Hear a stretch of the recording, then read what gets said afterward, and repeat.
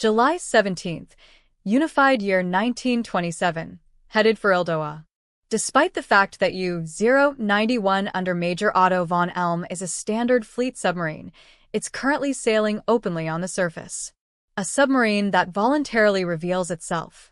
That probably sends a message in and of itself. In order to reinforce the idea of innocently passing through, it proceeds at a leisurely pace toward the horizon, leaving a small wake behind as it enters ILDOAN waters. Regardless of how it would have gone at night, if a sub is not diving but confidently flying the Imperial flag as it approaches in broad daylight, ILDOA has to respond whether it wants to or not. And ILDOA Navy HQ responds promptly. More specifically, they broadcast a call to guide the GOODWILL visitors over all channels. And how kind of them to send it unencrypted as well. They send it multiple times so that the friendly nation is sure to pick up the message. After enough time passes, the ILDOAN fleet sends a torpedo squadron to greet the ship that Tanya and her unit are hitching a lift on. Thus, receiving a courteous welcome from the friendly neutral country and even exchanging a polite gun salute, U-091, flying its imperial and military flags, glides over the inner sea, announcing the Empire's presence the whole way.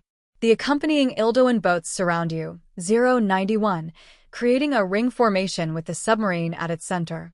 Interpreting this kindly, for them to situate a vessel that isn't even a capital ship right in the middle, they must be escorting us, wary of any interference from the Commonwealth Navy.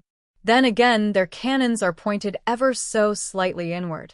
I suppose that means we better not do anything funny? Regardless, watching the majestic torpedo squadron's maneuvers is pleasant. The view from the deck is quite spectacular. It wouldn't be possible without the beautiful friendship between ILDOA and the Empire. They're a wonderful friend. What a wonderful friend. That's why, just in case, I have my unit lined up in ceremonial dress on the deck. If necessary, they're ready to scramble from the submarine, board the nearest destroyer, and fire 3 rounds of explosion formulas at any exposed flammables to set off secondary explosions. They're prepared for action in the most inoffensive way possible. The most nerve-wracking moment is when an ILDOAN plane flies overhead. Looking at the silhouette, I spot a familiar cockade. How could I possibly miss that this fighter plane was made in the Commonwealth emblazoned on the plane? I'm seized by terror for an instant until I also spot the ILDOAN insignia. A plane made in an enemy country is flying over our submarine. Seeing how nervous Elm is, his expression tense, I have to admit I understand only too well. An enemy plane overhead is the worst situation for a submarine. How much better I would feel if we could shoot down the wing-waving shipbirds. The ILDOANs give intense greetings. Don't you find it impressive, Captain? To be sure, Colonel. I'd like to ring the emergency dive bell out of embarrassment. I feel exactly the same, but we're under strict orders from the General Staff to enter port with a smile. Ah. I wince slightly. I'm not even sure how to be friendly.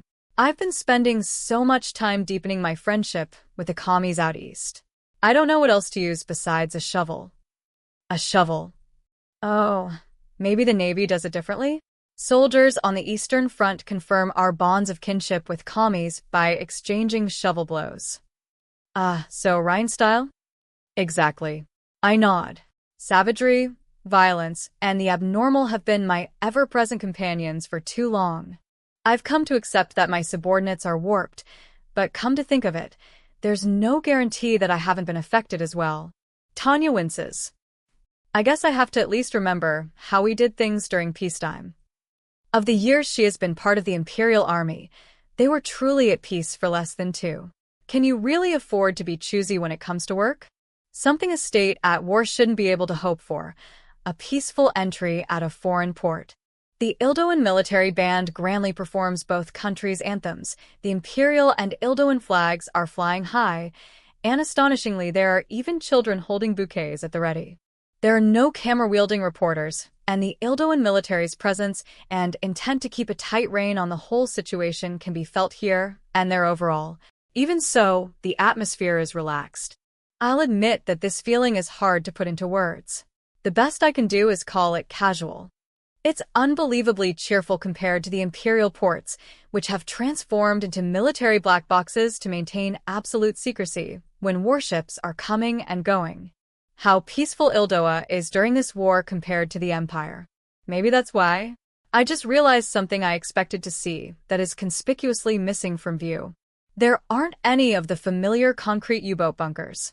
Even though we're arriving in a U-boat, we're docking not in a bunker, but out in the open like any other boat. It's not an exaggeration to say that this is the first time in my life that I've moored at a pier in a submarine. As I cross the gangway to shore, it's surprisingly novel that I can see the sky overhead. It's blue. Looking up at ILDOA's clear, ultramarine sky, I can't help but feel inexplicably irritated. It must be because a Commonwealth-made fighter plane is banking to say hello. I hope that's all it does. It's not exactly an issue of taste, but the fact that what I assume is the welcoming party from the military is wearing crisply starched uniforms bothers me. Though the Imperial side managed to do something about their appearance, they're still soldiers. Once they're on land, they all have to remember the manners they haven't needed to use since leaving the academy. Though Elm represents the submarine in the meeting with the high-ranking officers who came for a courtesy visit, as long as I'm present at proceedings, I have to at least muster a salute. It feels like it's been a strangely long time since I've seen such increased suits outside of photographs. And of course, the ILDOAN military personnel are directing rude stares filled with surprise when they notice my short stature. Be friendly? How am I supposed to manage that? The only reason I'm not immediately crushed by the mounting strain is a change in the environment, an escape, or perhaps a helping hand. When I finally make a run for it, thanks to embassy personnel and Colonel Calandra's planning, my gratitude is definitely heartfelt. That's how Tanya and the 203rd Aerial Mage Battalion part with Elm and the submariners to board a specially arranged train. A fun railway tour of ILDOA. With your fun ILDOAN pals. Is this how our General Staff-sponsored travels begin? The same day, afternoon, the CROSS-ILDOA Railway, the dining car. Kerklak, kerklak. Kerklak, kerklak. The sound of the swaying train car is familiar to anyone who has traveled by rail before. Yet, Tanya has been tormented by an indescribable sense of incongruity since departing from the station. She can't seem to relax even when guided to the dining car, which is brimming with rich aromas. The party from the embassy are smiling pleasantly, and the group with Colonel Calandro, who seem to be the welcome crew, apparently don't mind at all, but my subordinates are hesitant. What is this strange feeling? Maybe the gap between the front lines and the rear is just rather large, something like that? But thinking about it doesn't help. I'll just have to dig into it later. I decide to give up for now, but when I reach for the carafe of water on the table, a thought suddenly occurs to me. Why is the carafe made of glass? It's made of glass and not securely stowed. Why would something like this be left carelessly on the table? If it were left as is and the car shook, it would break. But inside the train swaying with its kerklak, the carafe wobbled almost imperceptibly. Oh, I see. Once I figured it out, turns out the reason was really quite simple. Well, this is just... It's too quiet. The swaying is so slight. If Lieutenant Colonel Ugger from the Railroad Department were here, he would surely elaborate on the minute differences, but a layperson like Tanya can only recognize discrepancies on this superficial level. Still, there is one thing I know for sure. The ILDOANs are on top of their maintenance. At the very least, they're doing a far more thorough job than the Imperial Army's rails that stretch to the Eastern Front. I understand in an instant what there is to envy about ILDOA's trains. They're rolling embodiments of peace. Just the fact that the rails run straight, without twisting, is enough to grasp the value of peace. And ILDOANs can probably get their hands on as much glass as they want. I'm green with envy. The dividends peace pays are fantastic.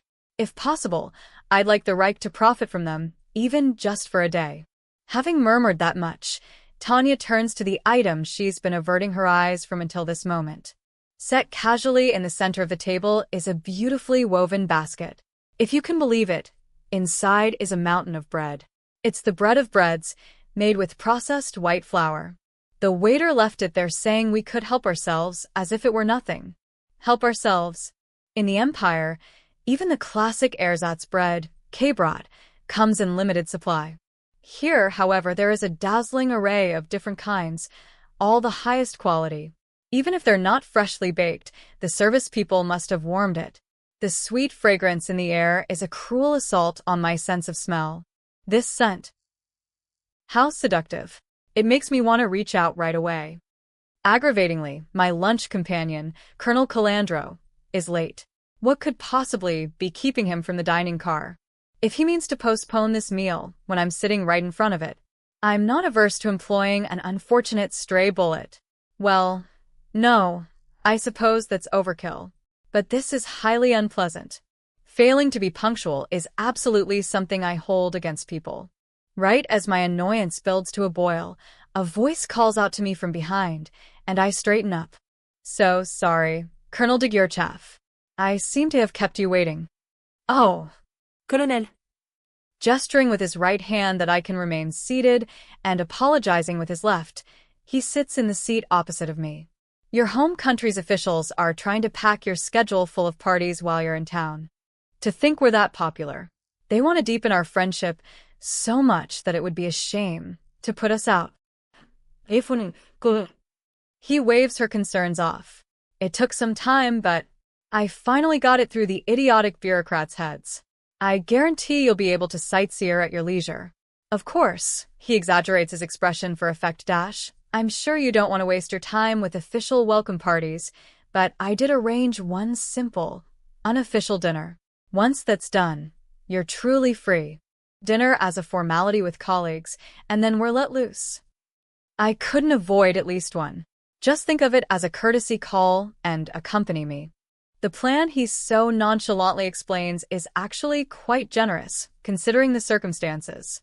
I was imagining a formal tour while under heavy surveillance, so this is unexpected. On behalf of my troops, thank you so much for arranging everything. I only did what's natural. He nods benevolently, and his expression noticeably relaxes. Now then, that's enough shop talk. Entertaining an acquaintance who is kind to me on the Eastern Front is infinitely more meaningful than meeting with military bureaucrats and bashing one another over the head with stuffy decorum. Everything you say is so rich with implications, Colonel Calandro. Calandro plasters on a smile to show he doesn't hate the flattery. I guess if we're going to sound each other out and still keep things pleasant, this is probably how it should go. But look, Colonel, this warm sunshine can make anyone a poet, an orator, or even a musician. I adore this sunny rail line. He goes on animatedly about how ILDOA is a world of light. He launches into a solo act, speaking at length on his feelings about the sun, history, and lemons, and how wonderful blood oranges are. Here I am, practically starving, and he's lecturing me on citrus fruits. What a guy.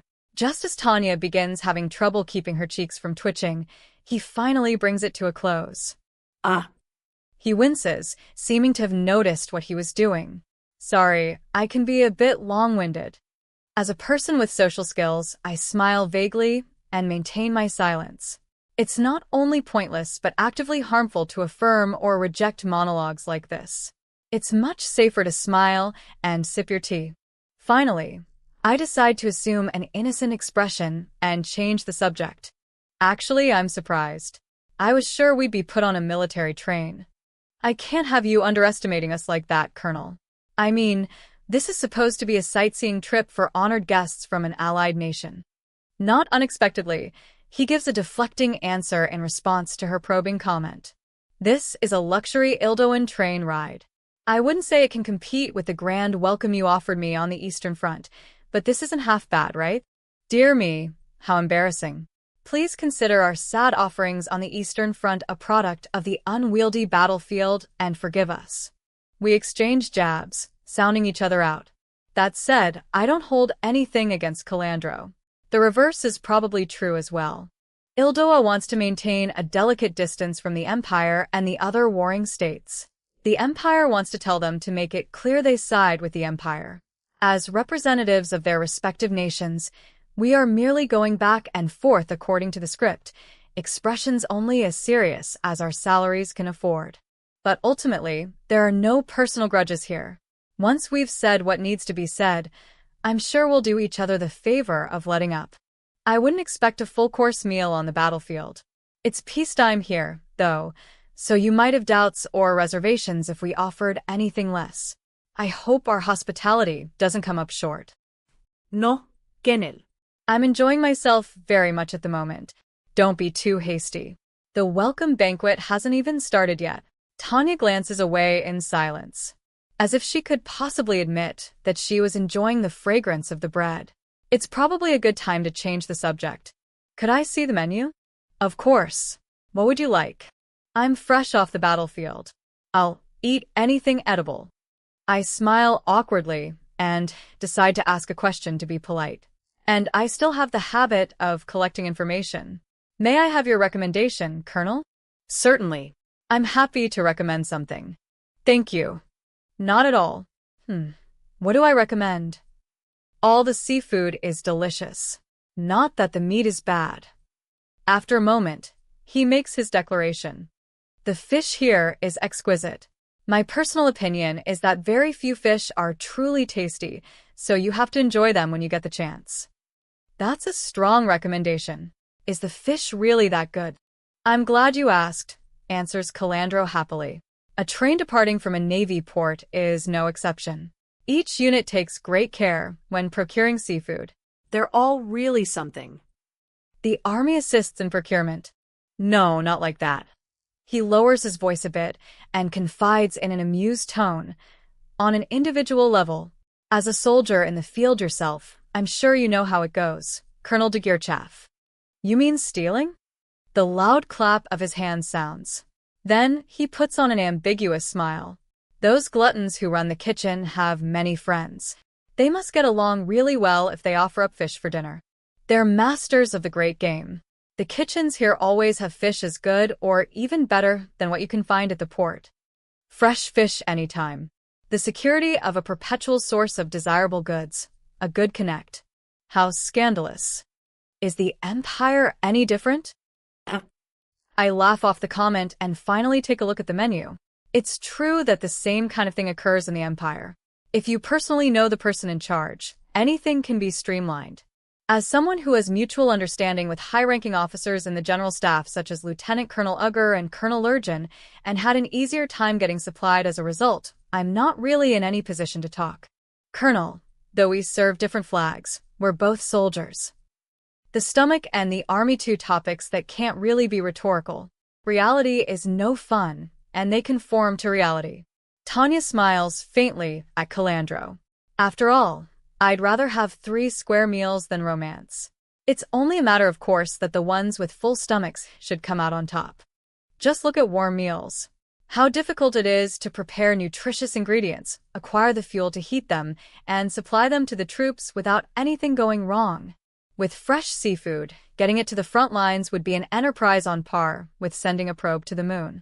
Which is why the guys from finance in the home country tell us to make do with K-Brat. I guess I'll take full advantage of this rare chance and try this marinade. Oh, an adventurous eater? You're a rare one. I've heard most people from the Empire are fairly conservative when it comes to food. Enjoying the flavors of a different land is about the only fun a soldier in the field can look forward to. With a career like yours, I suppose that's true. You must be enjoying all the different flavors everywhere you go. And I bet you've got quite a discerning palate. If I were eating nice things, sure is the barbed comment I swallow in silence. No need to openly broadcast how egregious imperial logistics are. Unless some true divine intervention occurs, the only foreign food I get to enjoy at all comes from seized canned goods. Or provisions requisitioned locally. Depending on the time and place, locally requisitioned provisions can be tasty, but usually it's just the sort of thing you'd expect. By the way, Colonel, I'll have fish for my main, but I'm also quite excited about the opening skirmish. À sharp observation, Colonel. You don't let any details slip past you. The happily smiling ILDOAN begins speaking on the charms of meat. For an appetizer, maybe a light tartare? What do you think? It's a bit different from in the Empire, but they get quality steak. I praise the fish, but the meat is also quite good. Is it more about making the most of the natural flavors, or is there a secret sauce? Colonel, I hardly need to tell you this, but there's the term fog of war. You can't always get the information you want. Calandro seems to be enjoying himself, and I honestly don't see anything wrong with going along. So Tanya nods. Then I guess it's time for an officer patrol. Indeed. Your choice. When in Rome, do as the Romans. I think I'll eat what the ILDOANs often do, since it's not like I get the chance every day. I'll try the tartare and the marinade. Oh. Of course, you'll allow me to add that I expect it to be delicious. I guarantee it, Colonel de Gurchaf. For someone who isn't used to it, the flavors might be a bit strong. The fresh fish marinade is absolutely fantastic, though. Upon taking their order, the waiter promptly serves a light potage. It's clear that this is similar to what we'd call surinagashi in Japan. Even from this fancy first dish, the care and skill that went into the preparation is immediately apparent. Will this be any good? I didn't have particularly high expectations, but reality has served up a bitter truth along with the savory dish. This appetizer, the tartare, has been served boldly with only salt and pepper to taste. This dish is so simple that if the meat were poor quality, it would be completely inedible, but instead, I find myself impressed by its concentrated umami. Above all, the faintly stimulating spices that bring out the sweetness of the meat. The way this heightens your appetite is nothing like poor-quality tartares that mask the raw funkiness of the meat with generous helpings of pepper. With a tongue used to bratwurst made of odds and ends, I nearly get bowled over by the palpable taste of civilization. I'd nearly forgotten what fine dining was like, and the excellence nearly makes me drool. It's so good. It's good. Full stop, no disclaimers. Paired with a crisp baguette, it's perfect. This is what it means to want to eat every last drop of sauce. How pleasant it is to be able to scatter breadcrumbs on the table without violating any etiquette. And even better, lightly sparkling water is served intermittently by the incredibly attentive waitstaff. I'm used to drinking muddy water, but here I can taste the sweetness of the minerals so clearly it's almost irritating. ILDOAN meat is formidable. Lieutenant Colonel Tanya von de Gurchaf gives her honest impressions to Calandro and extends her unstinting praise to the chef. Colonel, if your palate is that discerning, then the main dish. Actually, no. It would be tactless to put it into words now. Please just have a taste. As if taking Calandro's comments as a cue, the waiter brings out the white fish marinade. I'm not certain, but it seems like sea bass. There are many ingredients I've never seen before used in this presentation-conscious dish. Of course, by this point, I can't rule out the possibility that it looks better than it tastes. Though I've grown accustomed to this world's standards, I'm still essentially Japanese, and I think I'm quite demanding when it comes to any type of fish dish. It looks like it's been cooked nicely through, and the way the white flesh is plated demonstrates decent skill. But there are few sauces that go well with fish. Even if ILDOANs give it their seal of approval. That's the arrogant thought that crosses my mind as I take a bite, but then I'm struck by amazement. The first thing I taste is a refreshing acidity. Citrus. Probably lemon. While the flavors are complex and layered, they come together in my mouth to perform an immaculately composed concerto. I maintain a degree of composure as I analyze that initial bite, but what's truly astounding is the sauce covering my taste buds. Appending the preconception, I held that sauces are these heavy condiments. The marinade is a delicate mix of salty and sweet, some olive oil, and a dash of vinegar that come together to create a complex, multi-layered flavor. It's soaked into the fish and melts along with its fat in my mouth. What a superb melody. And by no means is the sauce too light. Yet, if asked whether it's heavy, I would definitely say no. It retains a freshness, something that enhances the fish's charm beyond its natural limitations. What could it be? Putting this flavor into words seems like a silly exercise. Certainly, for a main, it seems light on its own, but only until you put it in your mouth. Once it's on your tongue, you have no choice but to experience the rich flavor permeating the white flesh. Sweetness, acidity, and most important of all, umami. This dish achieves a perfect harmony. No wonder Calandro was going on about the sun and citrus fruits earlier. This is a flavor worthy of that monologue. I held myself to the sparkling water and reset my palate before diving back in. The second bite of the sauce-covered white flesh is no less impressive than the first. The savory taste doesn't scatter, but remains neatly bundled. The most surprising aspect is the immaculate balance.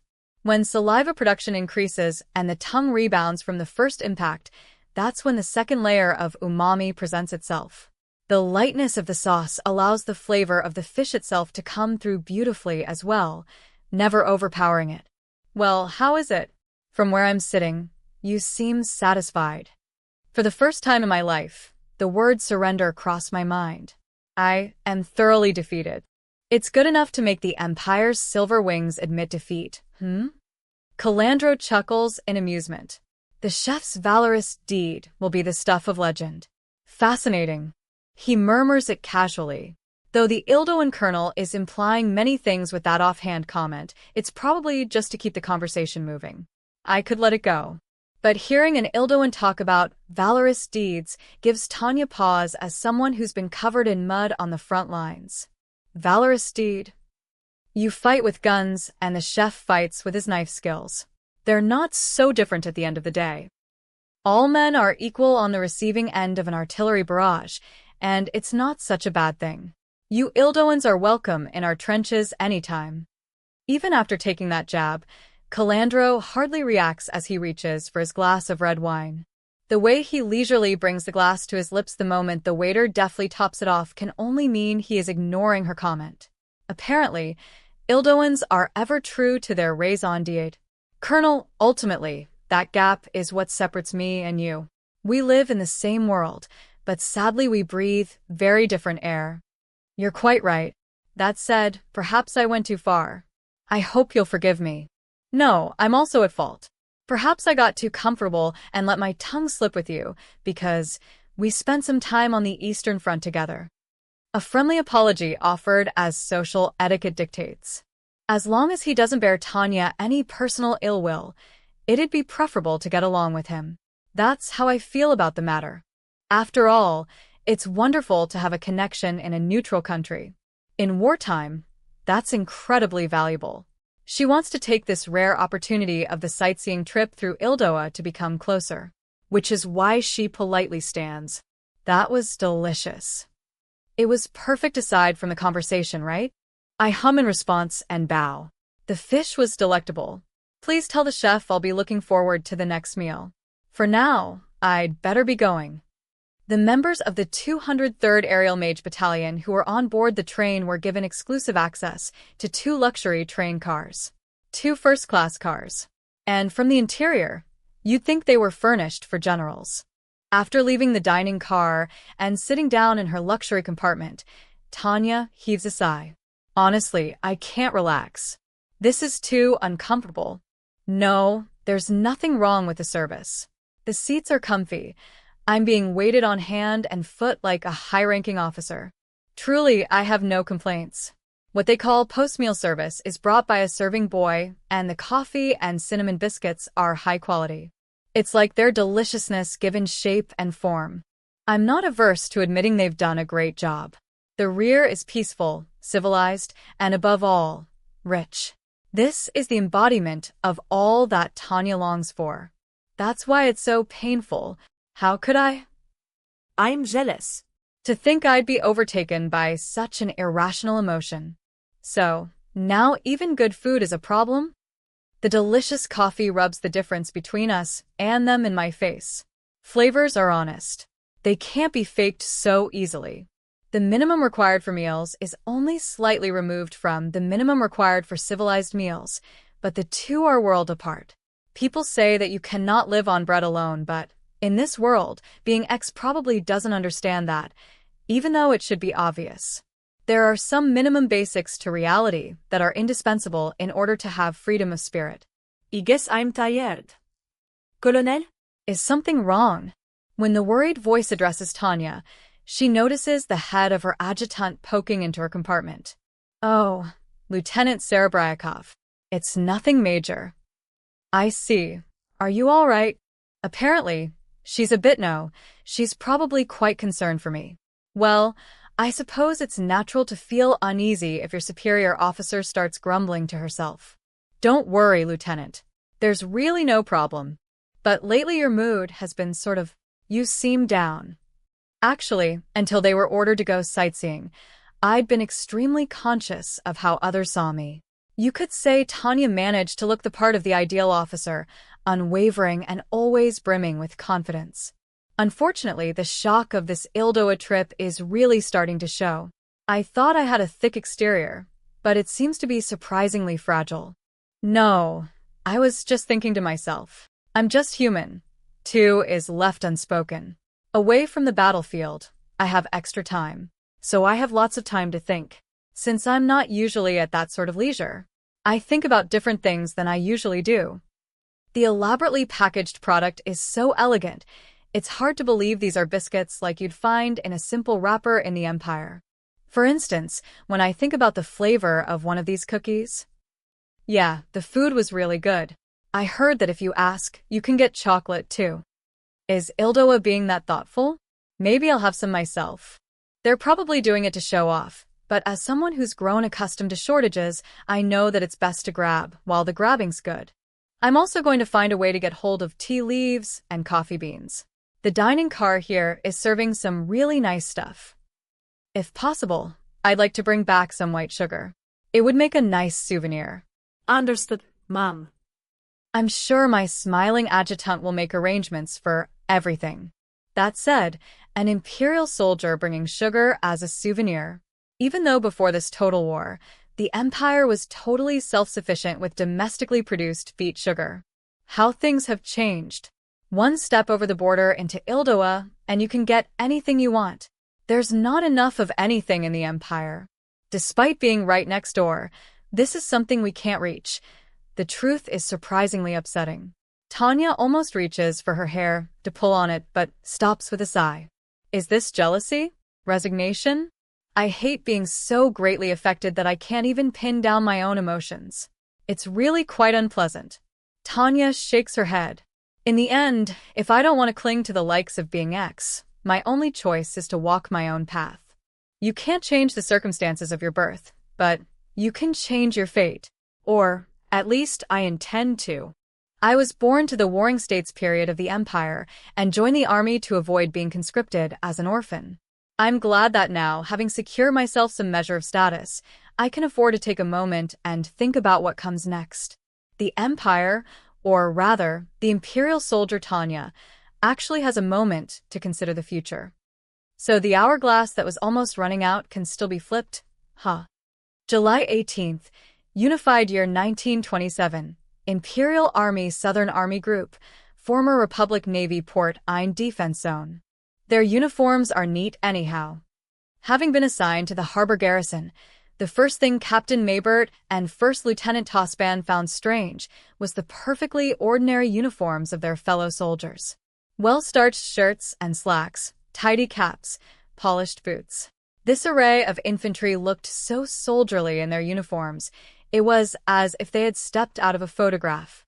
Accustomed to the Eastern Front, it was hard for them to believe these were not toy soldiers, but the harbor garrison. No, they weren't the only ones. All the troops in the Lurgan Kampfgruppe had been stunned the moment they laid eyes on the port garrison. It all started with goodwill from above. After enduring fierce fighting on the Eastern Front, half the Lurgan Kampfgruppe was sent to the rear as part of their leave rotation and reorganized. At the time, the artillery and infantry were assigned to port duty. Maybert and Tosban both welcomed this vacation of ostensibly being assigned to guard duty in the rear. Unfortunately, Captain Ahrens and the armored forces alone were sent to a training field in the vicinity of the capital to reconstitute their unit. The artillery and infantry erupted in cheers, while the tank operators despaired. You've got to be kidding. The reason being the closer proximity to their home country, the more strictly regulations were enforced. At that point in time, the ones assigned port duty laughed that since they would be able to enjoy the bounty of the sea, they were better off than the armored troops who would end up covered in dirt on the training grounds. But their high spirits only lasted until they saw their colleagues. The Lurgan Kampfgruppe had made a name for themselves on the Eastern Front, but the sight of the port garrison gave them shivers. The fact that their gear was all outdated created a strange mix of old and young that was absolutely bizarre. There were plenty of other issues to point out as well. But there was something else that blew those minor concerns out of the water. Properly pleated uniforms. Pants so straight they begged the question, did they iron them? Boots polished till they shined like mirrors. And on top of that, not a single speck of mud on any of them. It was impossible for a foot soldier to look like that. Maybe the honor guard at a funeral, but the port garrison? To the soldiers who had been fighting in the East, it was literally inconceivable. You can't fight a war in a clean uniform. Wars are hopelessly muddy affairs. Officers are no exception, not even generals. Yes, the outstanding high-ranking general on the Eastern Front, Lieutenant General Zetor himself, went around in a worn field uniform soaked with mud and sweat. The reality was that all the mid-ranking officers on the Eastern Front had to worry about socks. Returning from the front and heading to occupied territory in the rear, the glimpse of the port garrison made their jaws drop. They're swaggering around in starched uniforms? It felt terribly removed from the real world. But the true surprise was finding out that they were under strict orders from Port Command to wear their uniforms that way. The moment they moved into the port defense facility they had been posted at, the Lurgan Kampfgruppe troops were forced to grapple with the unbelievable cultural gap. Most of the remarks the deputy commander, Tospan, exchanged with Maybert were about the shock. More accurately, he was simply griping, but anyhow, this day was no different. These crisp uniforms are great, but I just can't relax. Tospan cringed as he looked down at his own clothes. What he saw was an ironed uniform worn to regulation standards. It looked good, but that's also all it was good for. Putting in an effort to keep uniforms sanitary was one thing. This struck him as wasted energy. With that bitter expression on his face, he grumbled to the superior officer. "Captain, how are we supposed to relax like this? We're supposed to be on vacation. This is too stiff." "It's the rules, Lieutenant Tospan." Seeing that the artillery captain was serious, Tospan shrank slightly. With all due respect went both ways. "Then, Captain Maybert, please allow me to point out one thing. Are you saying I made a mistake?" He shook his head. "Pretty sure I didn't." But Tospan cautiously replied, "It's your cap. There was a notice that we're not supposed to make them crushers." Tospan was pointing at the cap worn in the popular style on Maybert's head. This trick was popular on the front lines for reducing hat maintenance time, as well as its weight. That was, strictly speaking, against regulations. It's against the rules. They notified us not to deform our caps. NGH they did? I was just wearing it the way we all did on the Eastern Front. Maybert reached for his hat with a grimace. Zan. He had fully intended to follow the regulations to the letter. He thought he was a total stickler, but it turned out he had deviated at some point without even realizing it. I don't reinterpret the regulations as I see fit like Colonel de Geerchaff, but she does appear to have rubbed off on me. Sometimes the captains struggled under their extremely utilitarian superior officer, though maybe it was more that she was too good at remaining totally unsentimental. I'm just complaining. Though our commander really is one of the finest superior officers you could ask for, Yeah, there are definitely some quirks. They went back and forth, right? Seriously, taking advantage of their boss's absence to talk freely. What is it about her? Is it that she's too much of a patriot? She doesn't hesitate at all. That's it, Lieutenant. Everything gets filed under duty to the state. It's the way she believes without a shred of doubt that necessity can justify anything. She catches on to everything remarkably quickly, but she's also liable to go off the rails at the drop of a hat. I guess by following her example, I've gotten a bit too creative, Maybert thought with a wince. That must be why living according to regulation is a pain now. In that sense, I'm really jealous of Captain Ahrens. Seriously, I don't mean to be rude, but it's because the tankers are everybody's favorite. They may be right near the capital, but it's the maneuvering range. No one's going to make a fuss if they're out getting dirty, rolling around in their tanks. Though they were all part of the reorganizing group, there were differences between the gunners, infantry, and tankers. It made sense that they would be sent to different places out of practical necessity. To hold ground with numbers, of course, it would be the infantry. And the second largest arm was the artillery. That was why Tospan and Maybert took charge of the Kampfgruppe while the aerial mages and tank units were operating elsewhere. And they learned something while they were under the command of a different unit. They both agreed.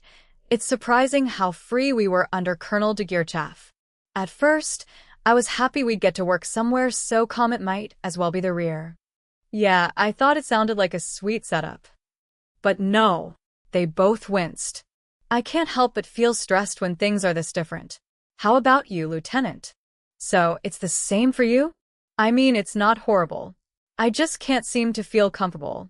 I thought I was used to regulations, but my body is screaming with the effort to live on the clock. As Maybert spoke, he shrank in embarrassment. I'm forcing myself to adjust. With all due respect, Captain, do you think anyone who could get used to this belongs in our Kampfgruppe? Come to think of it, you may have a point. If Tanya had seen him laughing, she probably would have said, "So you think that too?"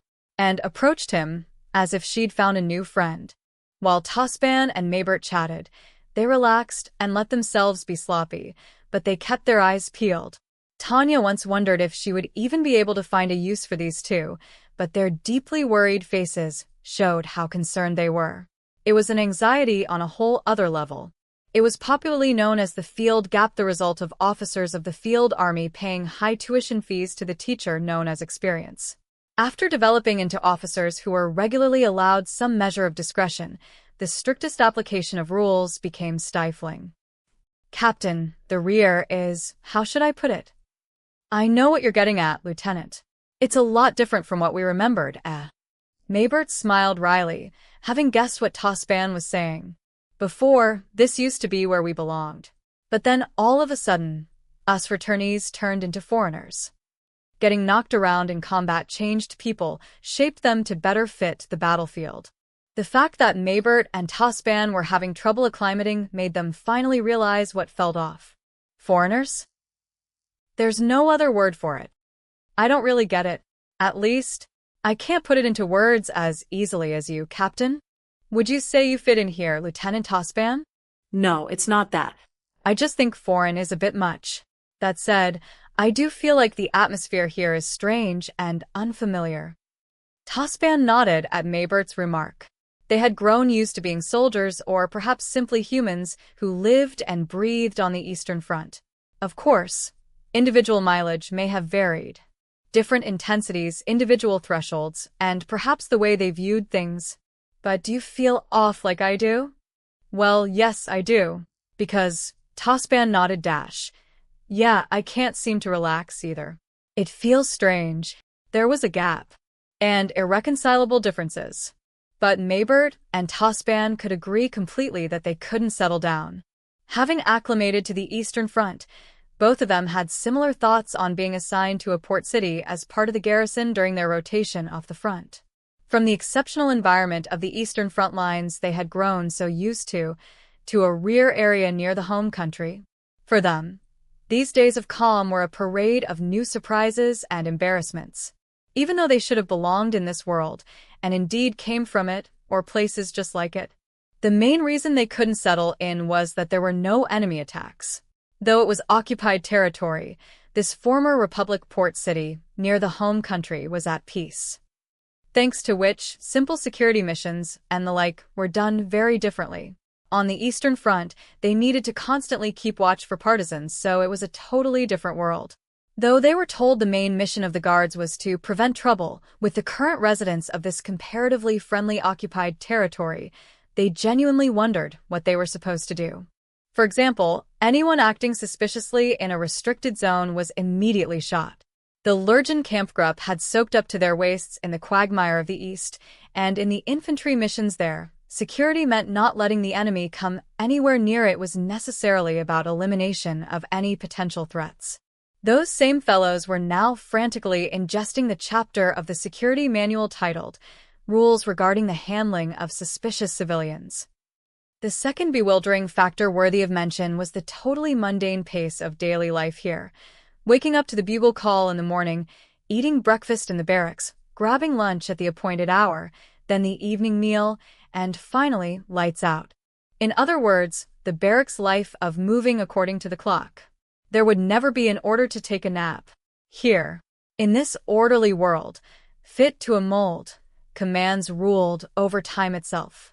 As Maybert and Tosban complained to each other that they would never get used to this, the clock's hands chased them through the barracks. But having too much free time wouldn't make you a good officer. They always had enough time and energy to observe what was going on around them. And naturally, if they were observing, they would come up with ways to improve things. And there was no point in leaving soldiers idle. If they were going to be made to waste time, it would be better to have them do something. Even if there was no reason for it, they'd rather be digging a foxhole or something than twiddling their thumbs standing around. That was what Maybert had been thinking when he had the idea of building up their position. Lieutenant Tosban, today I'd like the infantry to lend me a hand. Maybert made the request to his Kampfgruppe mate matter-of-factly. The defenses around the guns have been bothering me.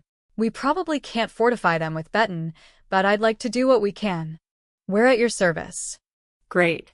I'd like to have your infantry company pile up sandbags. Tosban nodded.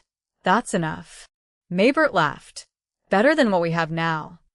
To both of them, it was really just a little job. Rather than leaving the soldiers idle for the day, why not put them to work? Is what they thought. If Tanya was there to see them, she probably would have chuckled at how Keynesian it was. The non-laughing matter was how different the person in charge was. The port garrison was managed by the imperial bureaucracy, a gathering of people who did the stupidest things with the straightest faces. For better or worse, Maybert and Tosban were completely used to having a superior officer who deviated from the norm. Unfortunately, they ended up butting heads with the much more vertically structured bureaucracy. The first clash came while they were having their troops carry out Maybert's plan. The work was simple. Fill the bags they had procured with dirt and pile them up. There was no other way to interpret what was going on. But a Navy administrative official who happened to pass by asked in confusion, "Captain Maybert? Excuse me, but, what are you doing?" "Yes, that." Anyone can tell just by looking, so why is he going to the trouble of asking? Cocking his head, Maybert nevertheless gave the man a polite explanation. They were simply building up their position ever so slightly, he explained concisely. And upon hearing that, the uniformed prefect frowned. Maybert didn't understand what the issue was, and the Navy administrative officer sighed at him. "I beg your pardon, sir, but is there a problem?" "Captain, you ask if there's a problem. Well, yes, there's a major problem. I'm very sorry, sir, but I truly have no idea what it is. Can you explain? You really don't know? This guy." Another ostentatious sigh. After his exaggerated lament, he thrust his hand into his bag and pulled out a booklet. "Please read the rule book. It clearly states that to modify defensive facilities like this, you need to apply for permission in writing." "I don't believe I've received that booklet." So the general staff made an administrative error? Cocking his head slightly, the administrative officer continued fussing, with a sour look on his face. "Either way, we can't have you ignoring the rules simply because you didn't know they existed." "You mean we need permission even just to put up some sandbags? We can't report it afterward. This isn't the battlefield. We aren't in a position that requires deviating from regulations." "Captain, sorry, but I'll say this for your benefit. Please follow procedure." After handing over the rule book or whatever it was and delivering the parting remark of "thanks for your cooperation," the Navy administrative officer left. Watching him go, Maybert heaved a sigh. Right, this is a Navy garrison. It made sense that they would want to be informed. It was also true that Maybert hadn't been informed about the rule book or whatever it was. And maybe systematically, it made sense for him to be scolded for his rule violation. But something about it didn't sit right with him. Paperwork is higher priority than anything else, and work on the ground can only begin after receiving written permission? That was unthinkable on the Eastern Front. Before the necessary paperwork could be delivered, they would have been overrun by communists. Or the bureaucracy's papers would be prioritized above necessities and put a strain on the supply network. Horrifyingly, a bureaucrat might actually choose the latter. So the front and the rear are this different? Maybert reluctantly raised his voice to call the lower-ranking officer. "Lieutenant Tosban, come here." As the first lieutenant trotted over, there was a look of puzzlement on his face. Of course there was. There was no way Tospan could predict why he was being summoned. Hold off on the fortification work. Gather up the infantry and put them on standby. Did something happen? I'll say. He scrunched his shoulders up. Apparently, we're not allowed to build any fieldworks without paperwork. The Navy's way of doing things is so confusing. Huh. I've been told that we're not allowed to modify the position without written permission. Tospan was cocking his head as though he didn't understand. We're just piling up sandbags. We need permission for that. That's right, Lieutenant. Tospan recoiled in disbelief, and he shook his head. We have to get permission for every little thing? Seriously? I can't believe that. Well, the administrative officers here can. Their common sense is just different. Until the papers come together, you can have the troops go back and rest in the barracks. Understood. Tospan acknowledged and started withdrawing the troops. Meanwhile, Maybert said about gathering the necessary paperwork. I'll just get it over with. I want the troops to start work again as soon as possible. He confronted the task enthusiastically, but he was met with an unfortunate truth. Bureaucracy was an enemy every bit as powerful as the Federation Army. The applications needed to be formatted with exacting detail. The ones Maybert was filling out had spaces to write the general outline of the work and required a list of running expenses, materials, and so on. They weren't building a concrete fortification, or setting up a sophisticated multi-lane position, or laying landmines. All they had planned to do was pile up sandbags. The only materials involved were the cloth bags. Then it was just a matter of filling them with whatever dirt was nearby and stacking them together. The soldiers already had their own shovels that could fit on a single notepad page. Strangely, though, when filling out official paperwork, what should have fit on a single notepad page required 10 different forms that each had to be filled out according to their own specifications. Even filling sandbags with dirt was formal in the rear. Source of the dirt? Confirmation of ownership, existing defense plan, multiple checks of the construction plans. The Byzantine formalities were dizzying. Maybe it would be faster to fill the bags with these papers than the dirt. The procedures made him want to mutiny. Before he knew it, more time than expected had passed, and the work was even further behind than anticipated. Perhaps concerned about his progress, Tospan showed up. It's Lieutenant Tospan, Captain. How's the paperwork coming along? It's not. I'm this close to giving up. Shall I help? Not that I'm great at paperwork. I'm not either. Recalling an officer who seemed to fly through tasks of this sort, Maybert smiled awkwardly. Lieutenant Serebryakov has been an adjutant for a long time. I bet she would have been able to sort this out pretty quick. No wonder Colonel Degirchaff values her so highly.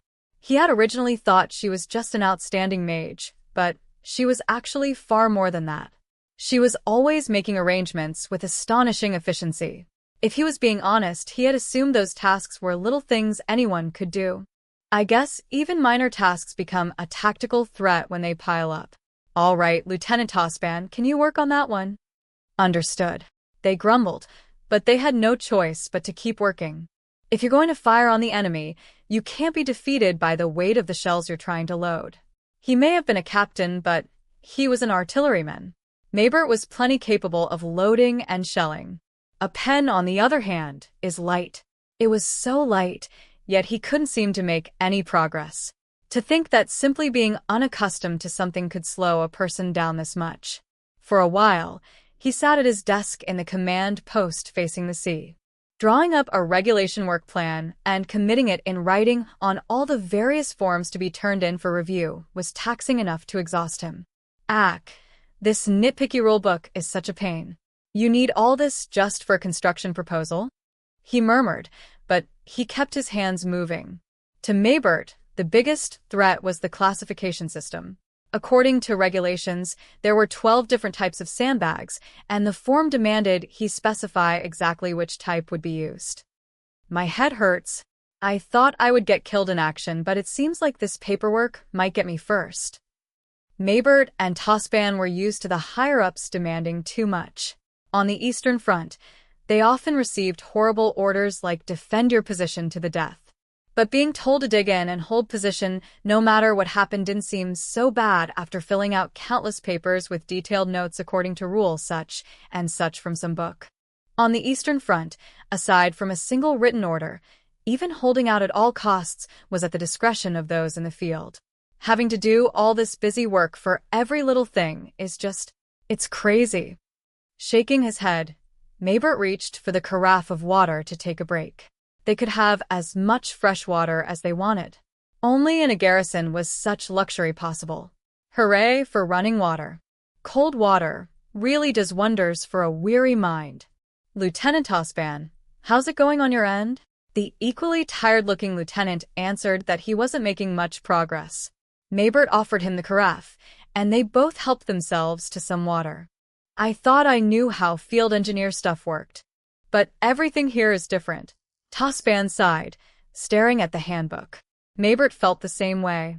However body movements go, at least the way pens move here is something else. I mean, if I'm laying land mines, of course I'll make a map, but everything was so time-consuming, he just couldn't get used to it. After spinning the gears in his head so much, he thought he would look out to sea for a change, but when he did, he noticed something strange on the horizon. Hey, what's that? A couple of specks were floating on the water. He grabbed his trusty binoculars and jumped up, calling over to an orderly as he raced to the window. Hey, is there a convoy registered to come at this time? Check the list. 1 moment, sir. I'll dash. On the double. Though he was shouting and hurrying his subordinate, it wasn't as if he was that worried.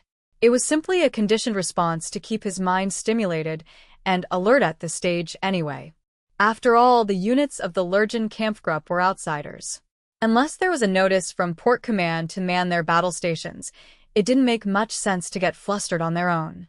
Still, even if he had simply misremembered, it was strange that he couldn't recall any scheduled arrivals at all. And it bothered him even more because he had just been criticized for his lack of attention to details. Was this a failure of communication, or was this something that had completely slipped his mind? If the latter, it was nothing more than his personal mistake, but if it was the former, it was a major issue. Either way, to prevent the problem from recurring, he needed to get to the bottom of it. Captain, apologies for the delay. It says here on the list that dash. Thanks. What ships are expected to dock? It's strange. The list from command only shows a few submarines. Give it here. He snatched the document from the orderly and, upon glancing over it himself, he snapped, I'm pretty damn sure those aren't submarines. The only unit expecting to enter the port was a group of submarines. And there was a note that said they might come in the event of an emergency. If it were an emergency, he could imagine the case where the submarines would sail across the surface. But this was clearly something else. Any signal?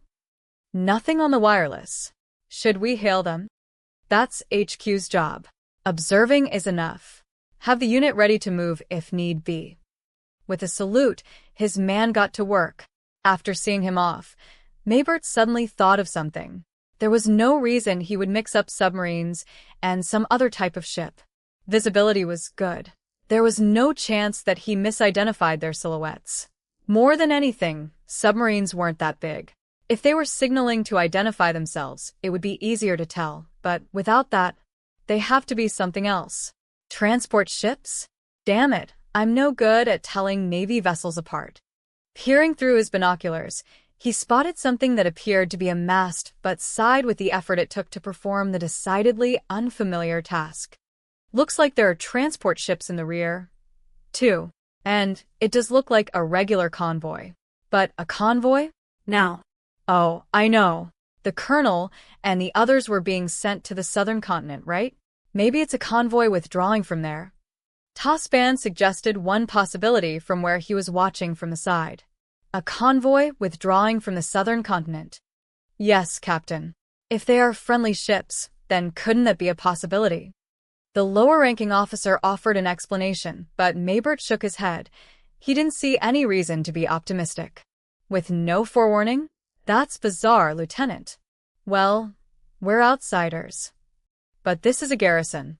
It should be normal to get in touch. After a little while thinking, his hand on his chin, he made his decision. If he didn't understand the situation, he needed to proceed with maximum caution. In other words, they had to prepare for war. Lieutenant Tospan, sorry, but mobilize the infantry as well. Have them get to their stations. Right away, Captain Maybert. Thanks. I'll leave that up to you then. A ready response. Objections and doubts swallowed. He knew that he needed to carry out his duty. Assured of this basic truth, Maybert was able to confidently fulfill his role. Gathering up the non-commissioned officers who rushed into his office just as Tospan was leaving, he began handling the situation with the possibility of combat in mind. No word from HQ? Check again. Make sure to try the off-duty personnel as well. No, wait. We don't have time. Let me see the document. Here you go. So there really is nothing. He couldn't see anything missing from the list of vessels. There was still a chance that this could be chalked up to a misplaced document or some failure to receive a message on the Kampfgrupp's part, however remote. That said, there were no combat veterans unaware of how important communication was. De Guerchaf had pounded how critical it was to always report and during their time on the Eastern Front. Would the artillery unit that fought so hard at Soldum 528 screw up in a simpler situation? Maybert's feeling of foreboding worsened. If there was no plan to receive these ships, it meant they were unknowns that they hadn't been informed of. That alone was more than enough for Maybert to want to order the troops to their stations. So why? Why? Why isn't the alarm going off? How are our allies positioned? The question slipped out quietly before he caught himself. Envisioning the worst-case scenario and groping for a way to prevent it was the most basic, fundamental rule of war. When there's no reason to be optimistic, the only thing an optimistic superior officer manages to do is get his subordinates killed because of his laziness. The fact that what should have been a given wasn't made him extremely uneasy. He soon found himself criticizing people. It seems the Navy and other guards here don't have enough combat experience. I guess the routine of poor defense made them inflexible. Maybert shook his head in response to the non-commissioned officer's reply to his complaint. It's the brass that's the problem. If they were properly scared of their superiors, no one would be slacking, even in the rear. Take Colonel de Guerchaf. Are there any heroes brave enough to be lazy under her watch? The polite smiles the NCOs shared as they chuckled were all the answer anyone needed. Even for veterans, that little girl, or rather little commander, was a person to fear. She would never be the kind of boss who would be taken lightly or underestimated. She's blunt as hell, but she knows what she's doing. I'm not convinced these guys could say the same. Captain, that's a bit. Well, I don't disagree, but, right? To be perfectly honest, I miss the colonel shouting orders at us. You don't mind a candid comment, right, Captain? Because I'm pretty sure that's a mental disorder. Once a riot of laughter had warmed up the atmosphere, it was time to exchange info. Though they weren't used to actual battles, HQ was still HQ. Taking the receiver into his hand, Maybert dialed up command. If they weren't used to this situation, they were probably feeling confused. If necessary, I might need to send a runner or go over there myself to establish contact. But the captain's calculations were off from the start. This is port command. They picked up on the first ring. Oh? The response was so prompt that Maybert was almost relieved. Between that and the steadiness of the voice, he didn't detect any sign of chaos. This is Captain Maybert of the Lurgen Kampfgruppe. It's an emergency. Requesting the highest priority. Please connect me to the duty officer. An emergency? What's going on, Captain? Maybe I was underestimating them. If I was passing judgment unfairly, was what Maybert was thinking until he heard the signaler's confused tone of voice. Could it be that they haven't noticed? The duty officer. Now. Please wait a moment. I'll go check. It's an emergency. Hurry up. Irritated, Maybert was forced to wait a few seconds. Or was it a few minutes? Either way, it felt unbelievably long. The wait was incredibly nerve-grating. It's not as if communications with HQ are cut off or saturated, so what's with this holdup? He couldn't believe it was taking so long to reach the duty officer. Captain Maybert, this is Lieutenant Colonel Paul. An emergency of highest priority? Sounds like you're really worked up. What's going on? The unscheduled convoy approaching port. Oh, that? Probably just a communications lapse. Lieutenant Colonel Paul's comments were extremely lax. We'll have them confirm their affiliation, but I'm guessing they're either the convoy that went to recover the Southern Continent Expeditionary Corps or one of our transport convoys seeking safe harbor. His tone said he had deemed there to be no issue and brimmed with unwavering confidence. It nearly made Maybert wonder if his panic was for nothing. You have confirmation? Confirmation? We're working on it. I'm sure we'll have it soon. It was hard to not blurt out, "You don't yet." This completely unfounded optimism sounded like a foreign language. If they weren't speaking over the phone, Maybert would have been openly staring at the lieutenant colonel's face. "Excuse me, Colonel, but they're already this close and you're still confirming?" It's pretty common to have issues with the wireless. And you know what they say about the fog of war. You're a frontline commander, so I would think you'd be used to it. He would have liked to agree, but every capable subordinate has a duty to dissent. And more than anything, Maybert knew that it was his personal nature to do so when the time called for it. "I've been given the code of the convoy recovering the Southern Continent Expeditionary Corps, and we haven't received that signal from these ships. I'm pretty sure I just said this, but have you forgotten that there could be wireless issues?" With all due respect, Colonel Paul, the code includes signal flags. We've been monitoring with binoculars but haven't seen anything that could be an identification code. There was only so much he could do to keep from raising his voice. He took a deep breath and cooled his head. "Captain, a number of unidentified ships are on course for the port." Nodding at the NCO's report, Maybert glanced out the window. They were definitely on approach. He had no doubt they would arrive soon. Why don't these guys understand that every second counts in this situation? In full crisis mode, he pressed HQ. "Command, have you gotten confirmation yet? We can't allow unidentified ships to come any closer. Requesting permission to fire warning shots." No. Concise and firm. The hand Maybert was using to hold the receiver tensed at Paul's response. What a time for an idiotic conversation like this. An unspoken "don't you know anything?" was implicit. It wasn't even that much to ask for, but not saying anything would have conflicted with the principles of logic and reason. This was a trial that took Maybert's mental strength to its limits. "Please let me open fire." "Captain Maybert, why are you being so stubborn? Wait until the ships have been ID'd. What would you do if you ended up firing on friendly ships?" He meant it to be his final confirmation, but the answer he received gave him nothing. Damn it all to hell. It was all very unfortunate. "I can see this conversation is going nowhere." "What? Captain, what are you talking about? You don't know if they're friend or foe? Who's being stubborn? Shit, why can't you understand something so simple? For fuck's sake. That means they're foe. How clueless can you be?"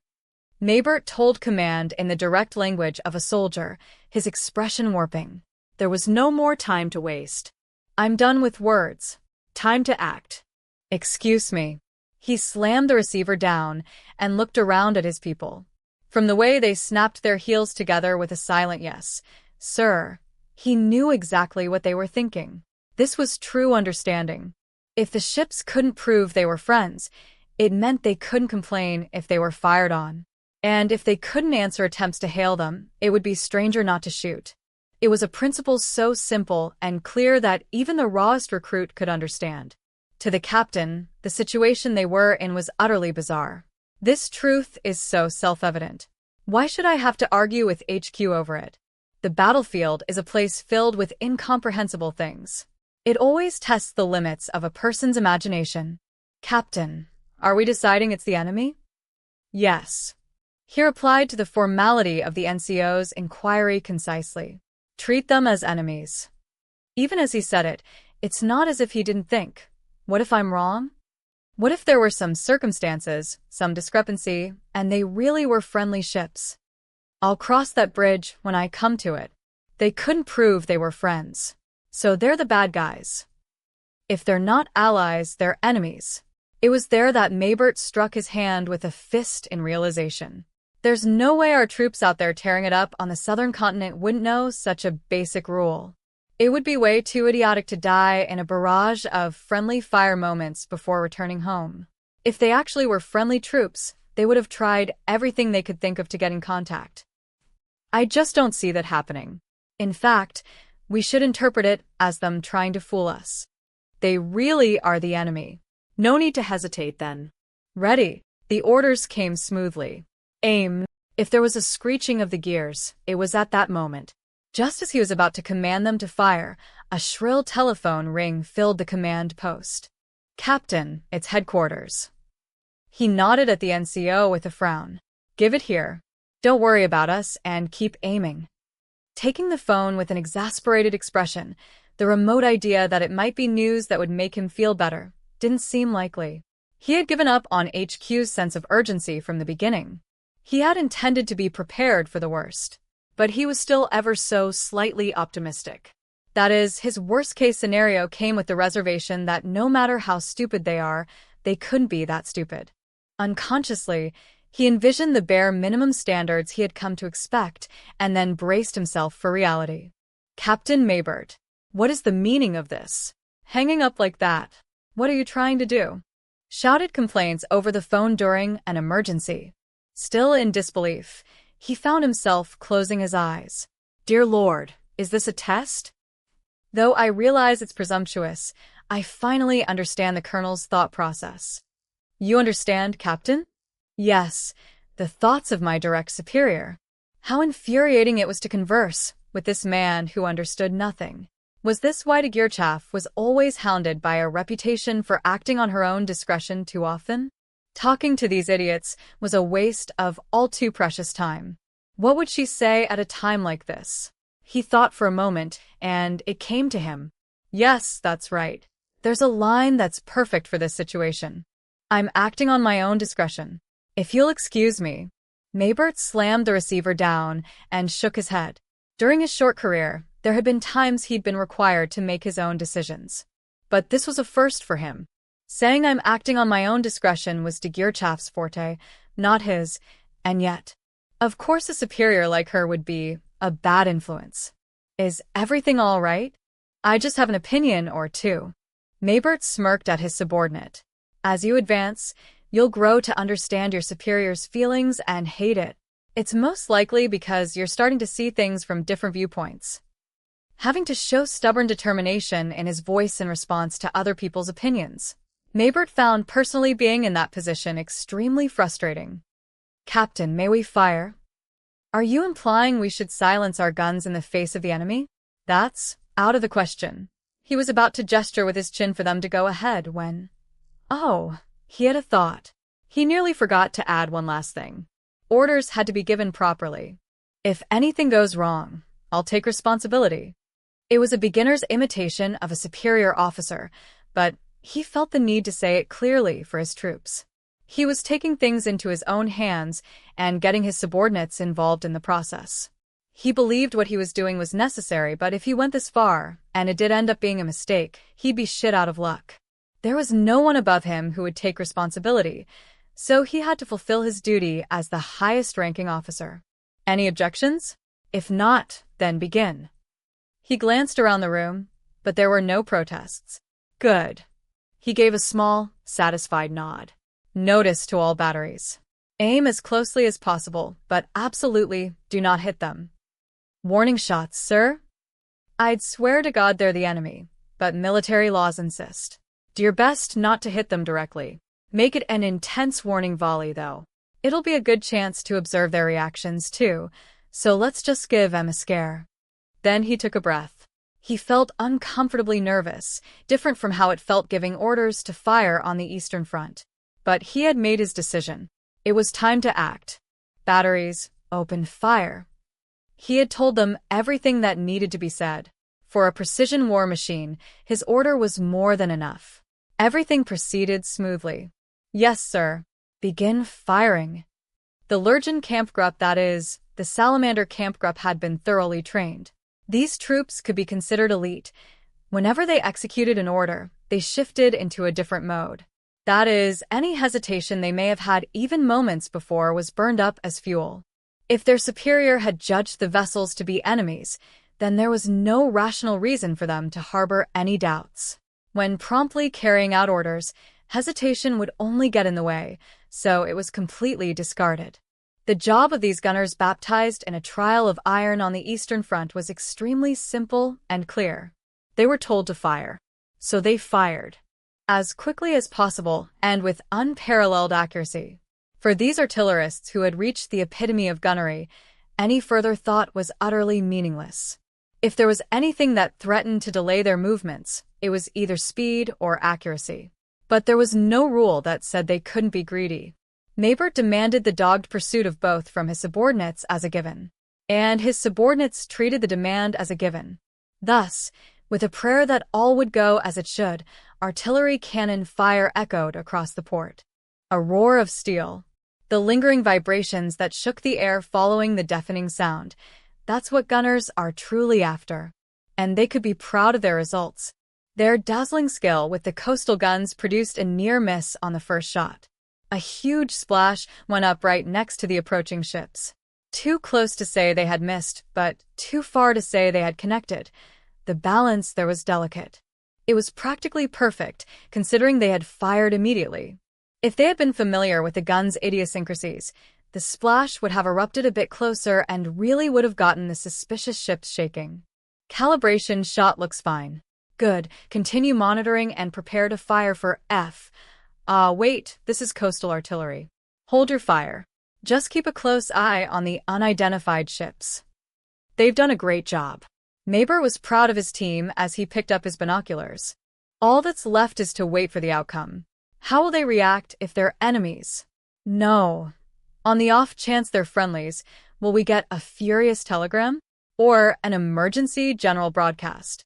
Signal flags? The phone rang abruptly. He looked up with a start and a doubt in his mind. It was too soon to be a reaction to the volley. Yes, this is Captain Maybert with the artillery. Captain Maybert, do you have any idea what you're doing?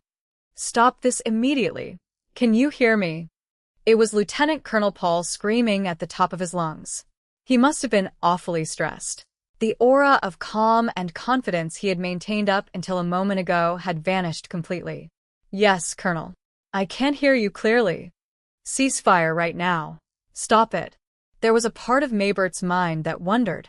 But there was also the reassuring whisper of reason telling him that he didn't have to obey baseless shouting. Sorry, but I can't do that. What? There was a brief pause after Paul's confused reply, and then he flew into a rage. Do you not realize what you're doing? Have you forgotten your duties and obligations, you imbecile? I understand my job very well, Colonel. There he smirked. I very much doubt this is the case, but is it possible you've received a complaint from friendly forces? If so, I'll cease fire at once, but… Answer me. Why are you firing without any confirmation? Oh, I see, so they didn't call you. That was exactly why it was necessary to fire. It was shockingly self-evident. It was as sure as the fact that the planets revolved around the sun. Why am I stuck arguing with HQ about something comparable to deciding whether the solar system is geocentric or heliocentric? I'm only doing what must be done. He was about to continue when the reports of multiple cannons firing on the water captured his attention. It wasn't the sound of his own guns. Anyone in the artillery teams would know that much. So there was only one other place it could be coming from. The enemy. It was an enemy attack. They're shooting at us. The NCO's shout steeled his resolve.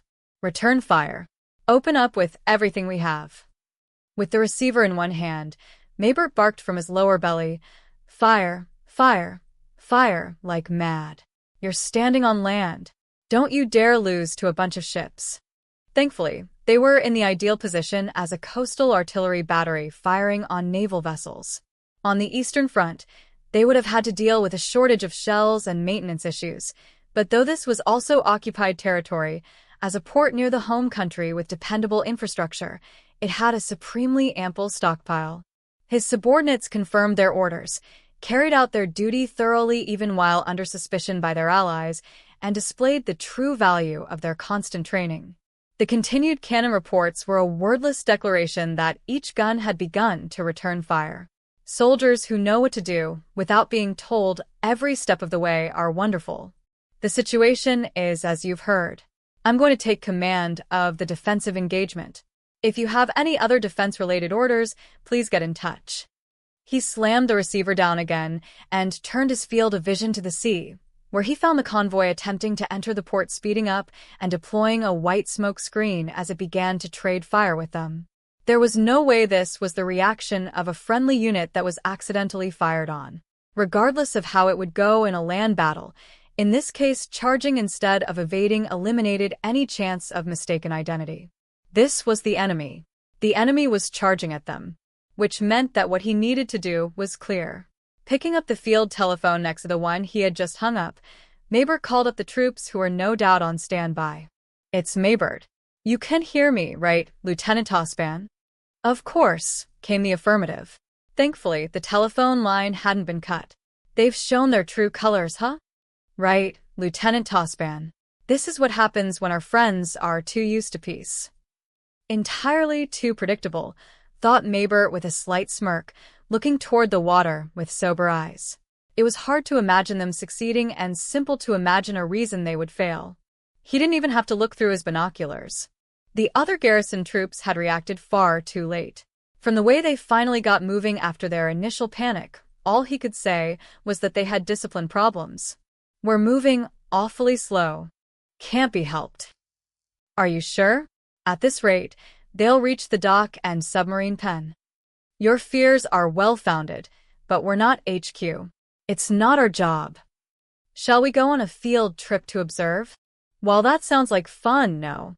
Thankfully, there's no lack of ammo. Let's just do what we can." Being able to fire without a care is always something to be happy about.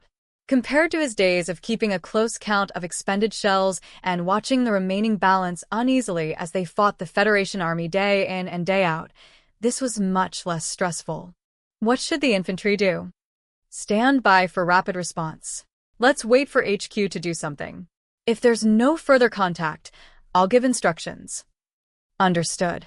Just as he clicked the receiver back into place, his subordinate's warning filled the command post. "It's the enemy. One of the ships is rushing us. Fire to interdict."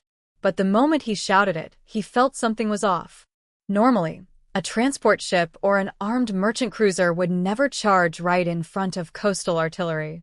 That was plain suicidal. So if these Navy guys were doing it, it must be... Stop them. That ship is either going to self-destruct or it's full of troops. His subordinates responded promptly to the sudden order and realigned their barrels. Though they fired quickly, several of the shots struck very close. And one of them was perfectly aimed. Nice. Direct hit on the enemy ship. That's a show of skill. I see putting you through your paces on the Eastern Front was worthwhile. As an artilleryman, Maybert was wholeheartedly proud of his gunners. But it seemed the heavy armor-piercing rounds had been a mistake. They appear to have gone straight through the hull, causing surprisingly limited damage. Before he could even click his tongue in annoyance, the enemy was moving. What should come out of the transport ship but a pack of what seemed like high-speed motorboats? Aggravatingly enough, emerging from behind them was what looked to be a destroyer and a light cruiser headed straight for the coast. Look at that, they're definitely the same nationality. Maybert was already convinced, but with this degree of certainty, perhaps the hesitation the others felt would vanish. As he braced himself to see what would happen, the radio started screaming. HQ. HQ. Enemy attack. Mobilize the infantry. Our return fire. Return fire. Get the units to their battle stations. The artillery is already fighting. Did they ever get identified? The duty officer said each unit should. Secure the submarine pen. That's what they're aiming for. Protect HQ. Scramble the mages. Hurry. Damn it. Guess it's total chaos. Maybert nearly got discouraged, but managed to just barely clear his thoughts with a firm shake of his head. He needed the rest of the troops to compose themselves and quickly. Their numerical advantage wouldn't work for them if they were in disarray. All he could do was hope it would happen as soon as possible. There wasn't much he could do on his own. All he had control over were the artillery in their fixed locations and a small detachment of infantry. How should I use them? Probably the most efficient way would be to have them support the others. Picking up the line connecting to Tospan, Maybert rapidly came up with a plan for fighting with their limited numbers. Lieutenant Tospan, are you hearing what I'm hearing over the wireless? You mean the total chaos about the attack and whatnot? Yeah. Exactly that. It's a mess. The enemy was so bold, they had the Imperial base right where they wanted it. Maybert was forced to admit they were losing the initiative even as they spoke. They may be the enemy, but what a bunch of crazy heroes. Not that there's any reason we should let them have their way. We'll send them all to the bottom of the sea. Indeed. What should my unit do? I want you to close with the enemy and engage. The garrison is taking their sweet time. If we don't help them out, we're very likely to end up on the back foot, fighting reactively. If those are your orders. But taking just my company seems like a challenge, numerically speaking. For better or worse, it's probably not an issue. The enemies seem to consist of a commando unit. He continued bluntly, if our opponent is a small special ops unit, then setting aside quality for a moment, we won't lose out on quantity. Any troops who aren't our numbskull fellow soldiers getting toyed with over there should be able to overwhelm them. Understood, Captain. It happened just as he was about to say, thanks, I'm counting on you. One of the observation post personnel shouted a strained warning. Detecting mages. Maybert whirled around to ask, from where? The sky. From the ship. Multiple signals detected inside. So, they're going to spit them at us here? The threat of aerial mages was one anyone from the Lurgan Kampfgruppe understood all too well. They were formed up alongside the 203rd Aerial Mage Battalion, elites capable of flexible operations. If Maybert hadn't witnessed their feats on the Eastern Front with his own eyes, they would have been difficult to believe. Since he was familiar with those heavy hitters, he was intimately familiar with the destructive power of properly deployed mages. He knew that mages could bring more shock and awe to a battlefield than any amateur could imagine. There were mages sent to support the enemy commando unit. There was no way they were amateurs. Lieutenant Tospan, there's an enemy mage unit. Multiple signals from within the ship. Marine mages? Leave them to the garrison's mage unit. The scramblers are, okay, there they go. The rapid response mages got to work. The companies were evenly matched. Honestly, compared to the aerial mages he was used to seeing, they were awfully sluggish, but as long as they could ignore the enemy marine mages, the artillery's job didn't change. It's so reassuring to have friendly mages in the air, huh, Lieutenant Tospan? I agree. Even just a company or a platoon. There isn't some way to finagle some mage support, is there? You and I both had it too easy. Colonel de Geerchaff really was a good boss. Damn. Tospan grumbled over the line. Despite his complaints, there was little doubt he was already getting his infantry into position. As someone who had been baptized alongside him on the Eastern Front, he trusted the lieutenant on that point. Even while chatting away, he could do a proper job. Always make sure to do the minimum. That was Eastern Front style. And the Eastern Front had it all. It was short on everything, but the minimum was there and ready to go. Armored forces, artillery, infantry, mages, they all cooperated organically in combat. For someone used to that harmonious Kampfgruppe setup, any battle where support was interrupted was to be avoided. Leave supporting fire to us. We'll lob some big shells at them. Shouting to be heard over the gunfire and holding the receiver in one hand, Maybert poked an NCO. Hey, change the type of ammo in just one spot. Switch to high explosives. Captain, for the ships, the armor-penetrating rounds are...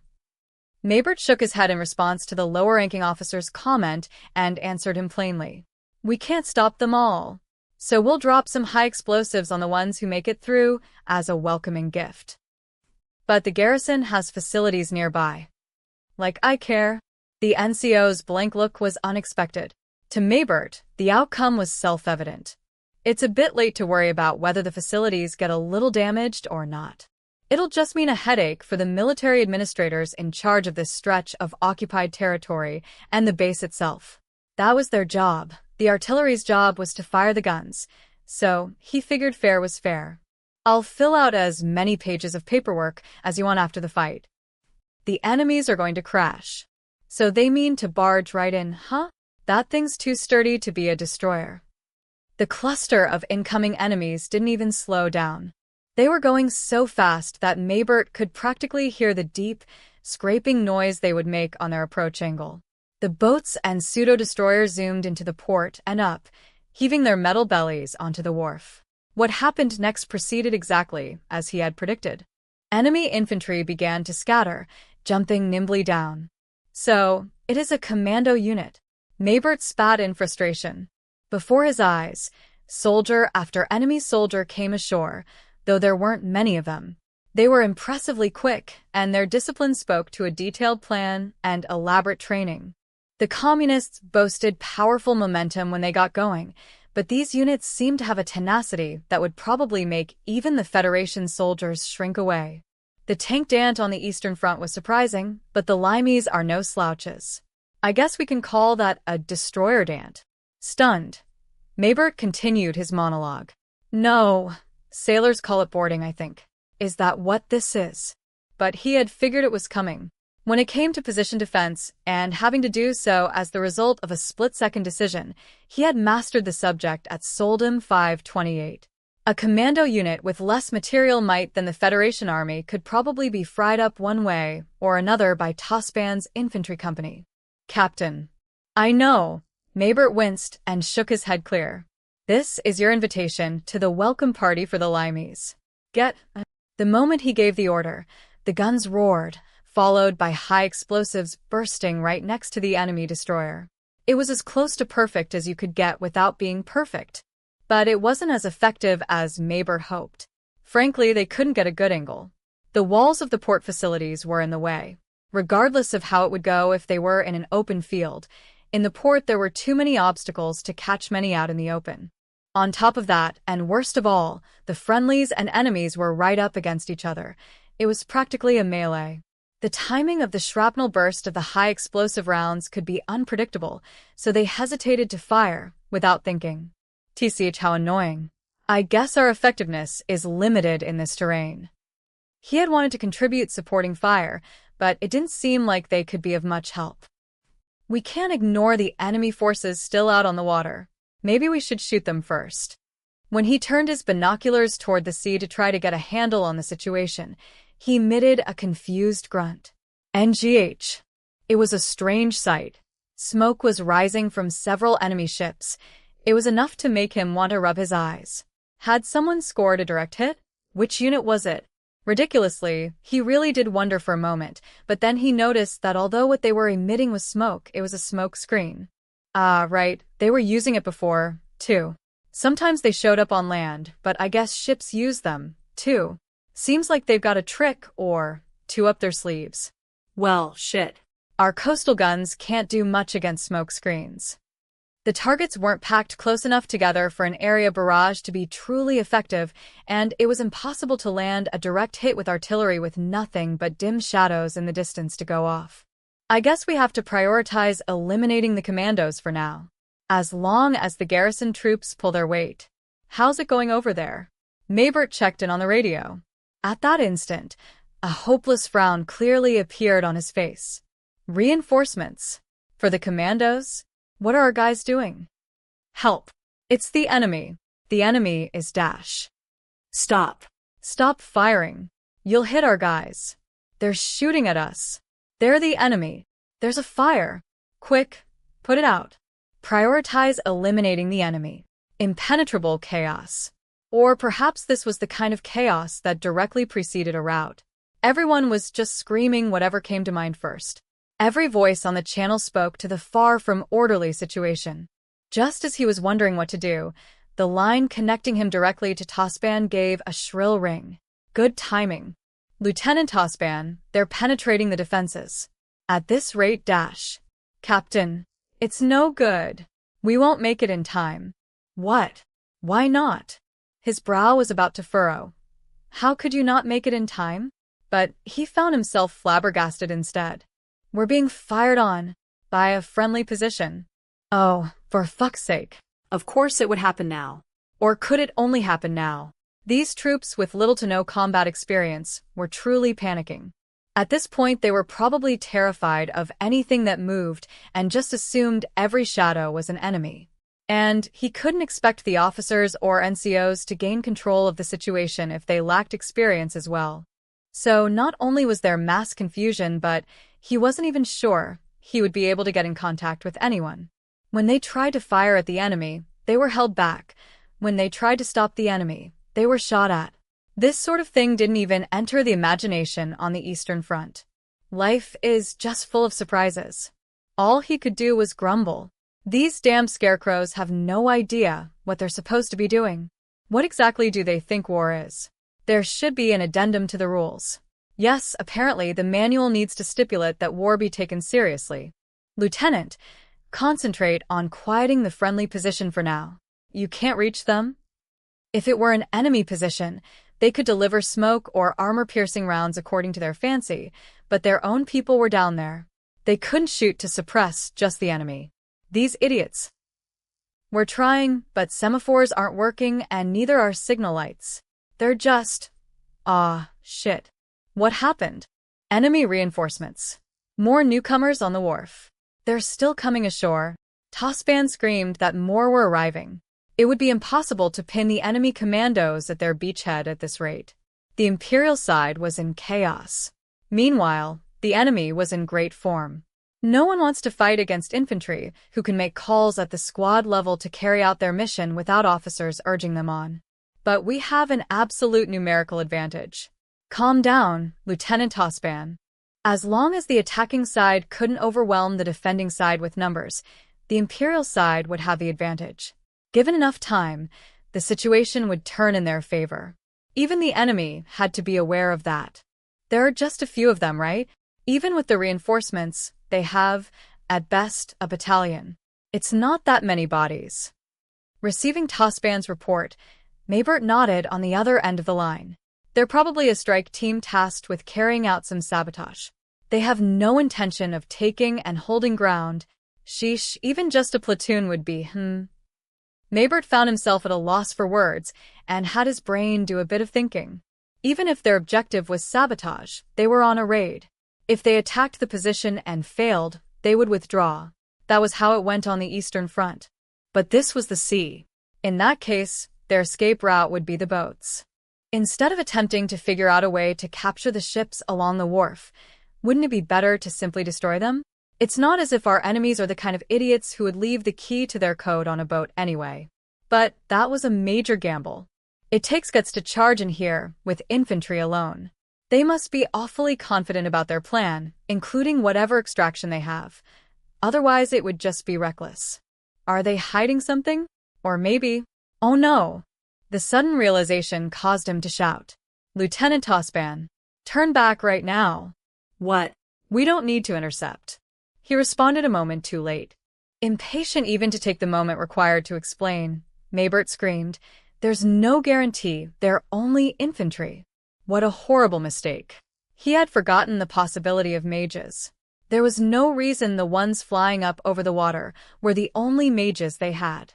When he remembered Soldum 528, it was so obvious. Use a portion of the mages as bait to catch the enemy's attention. Make them think that's all the mages you have, drawing their wariness in a different direction, and then slam the off-guard fools from the flank when the time is just right. The very technique that had done so well for them. Remember the Eastern Front. Check that commando group.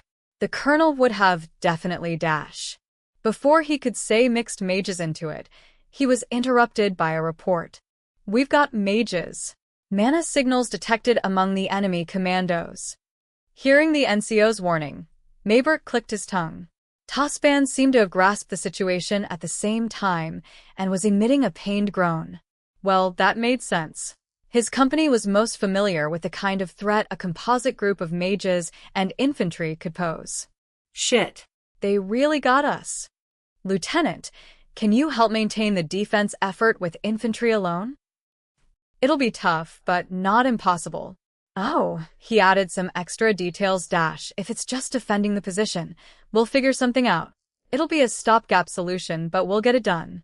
We'll reset the defensive line now, so hold on.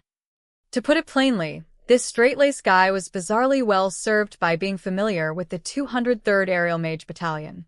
Lieutenant Colonel Tanya von de Geerchaf called him, an inflexible person who only learns from experience.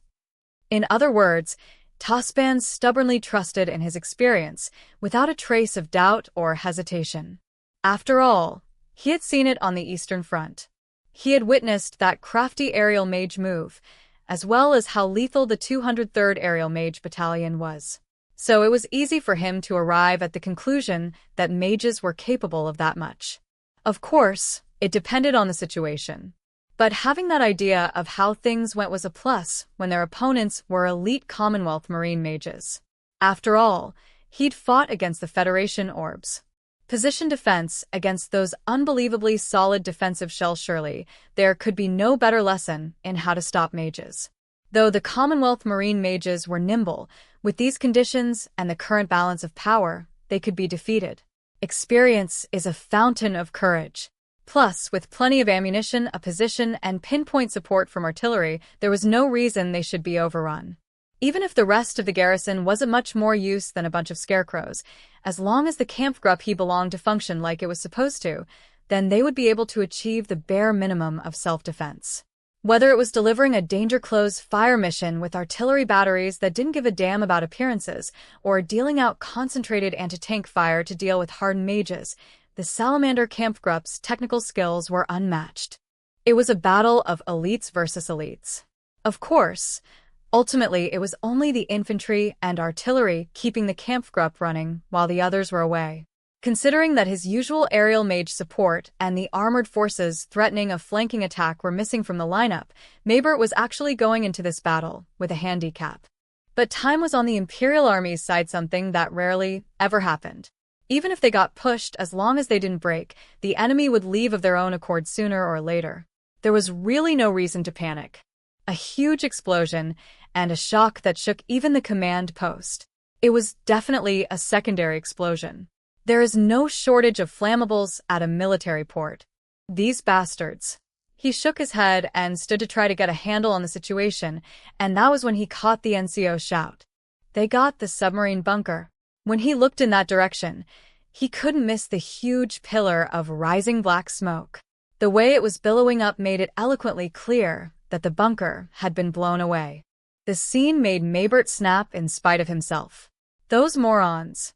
A structure like that should be easy to defend, and they couldn't even manage that. Even the new recruits quaking in the trenches, nothing more than temporary fieldworks and constantly harassed by Federation Army heavy artillery, can hold the line.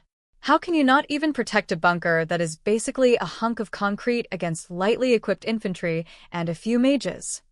What is the garrison even for? After venting, he shook his head and realized the signaler was shouting. What is it? HQ is ordering us to help the bunker. Even when he asked, what? His subordinate merely repeated that they were to rescue the bunker. These idiots. Huh. They're aiming so badly that Lieutenant Tosban and his unit are under friendly fire, and now the bunker's been blown up. There are even enemy mages acting like they own the place, so how are we supposed to do anything? Orders are absolute, but they can't mobilize reality.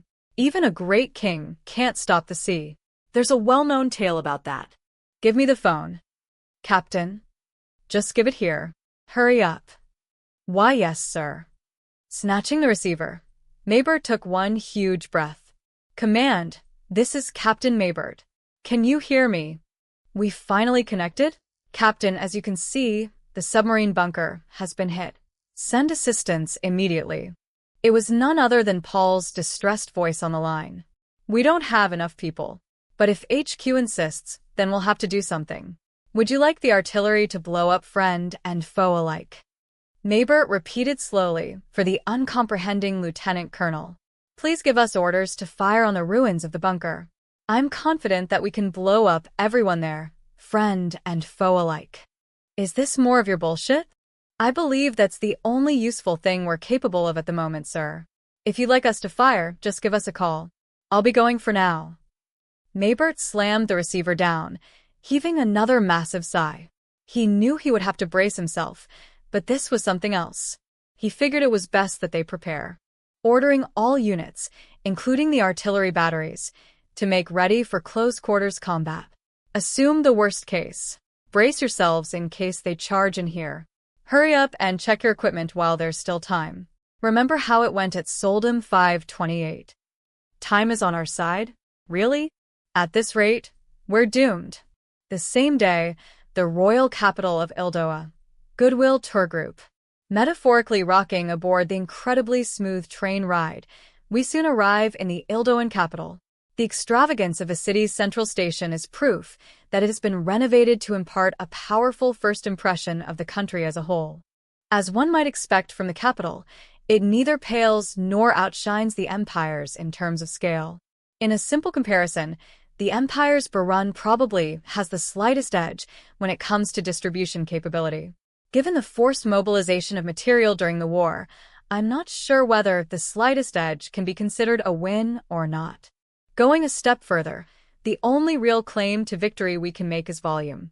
We have no choice but to shut our eyes to the other crucial elements of aesthetics and ambience.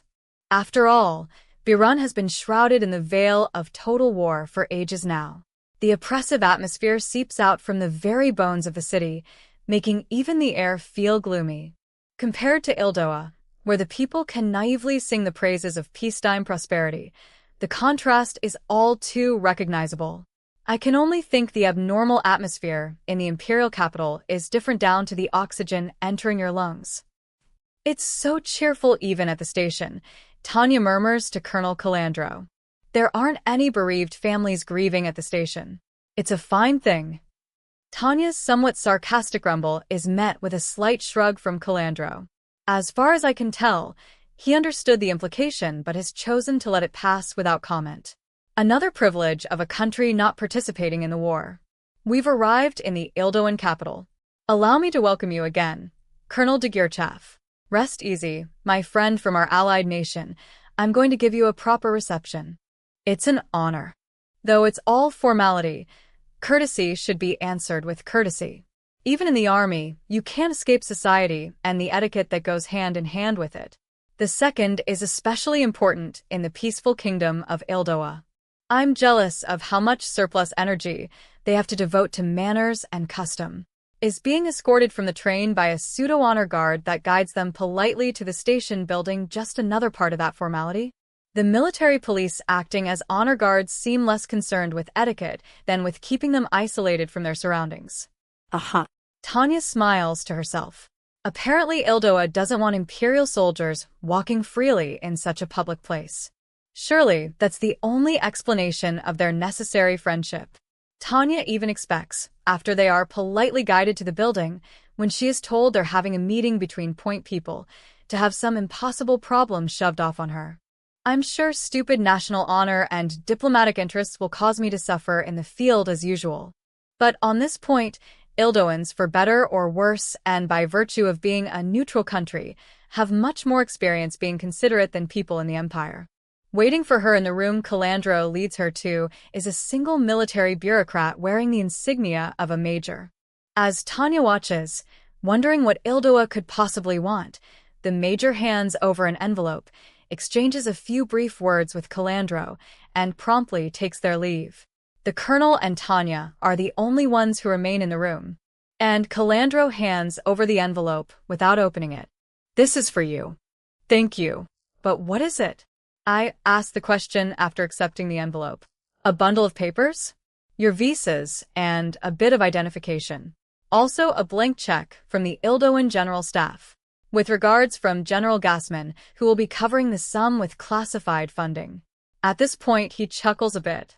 Of course, a check with no upper limit at all wouldn't do, so it's really just a small amount, but, well, it's from the ILDOAN army. It will be accepted anywhere in ILDOAN territory.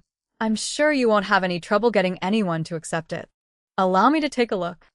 When she opens the envelope, there's a neatly written check stamped with the ILDOAN Army's seal.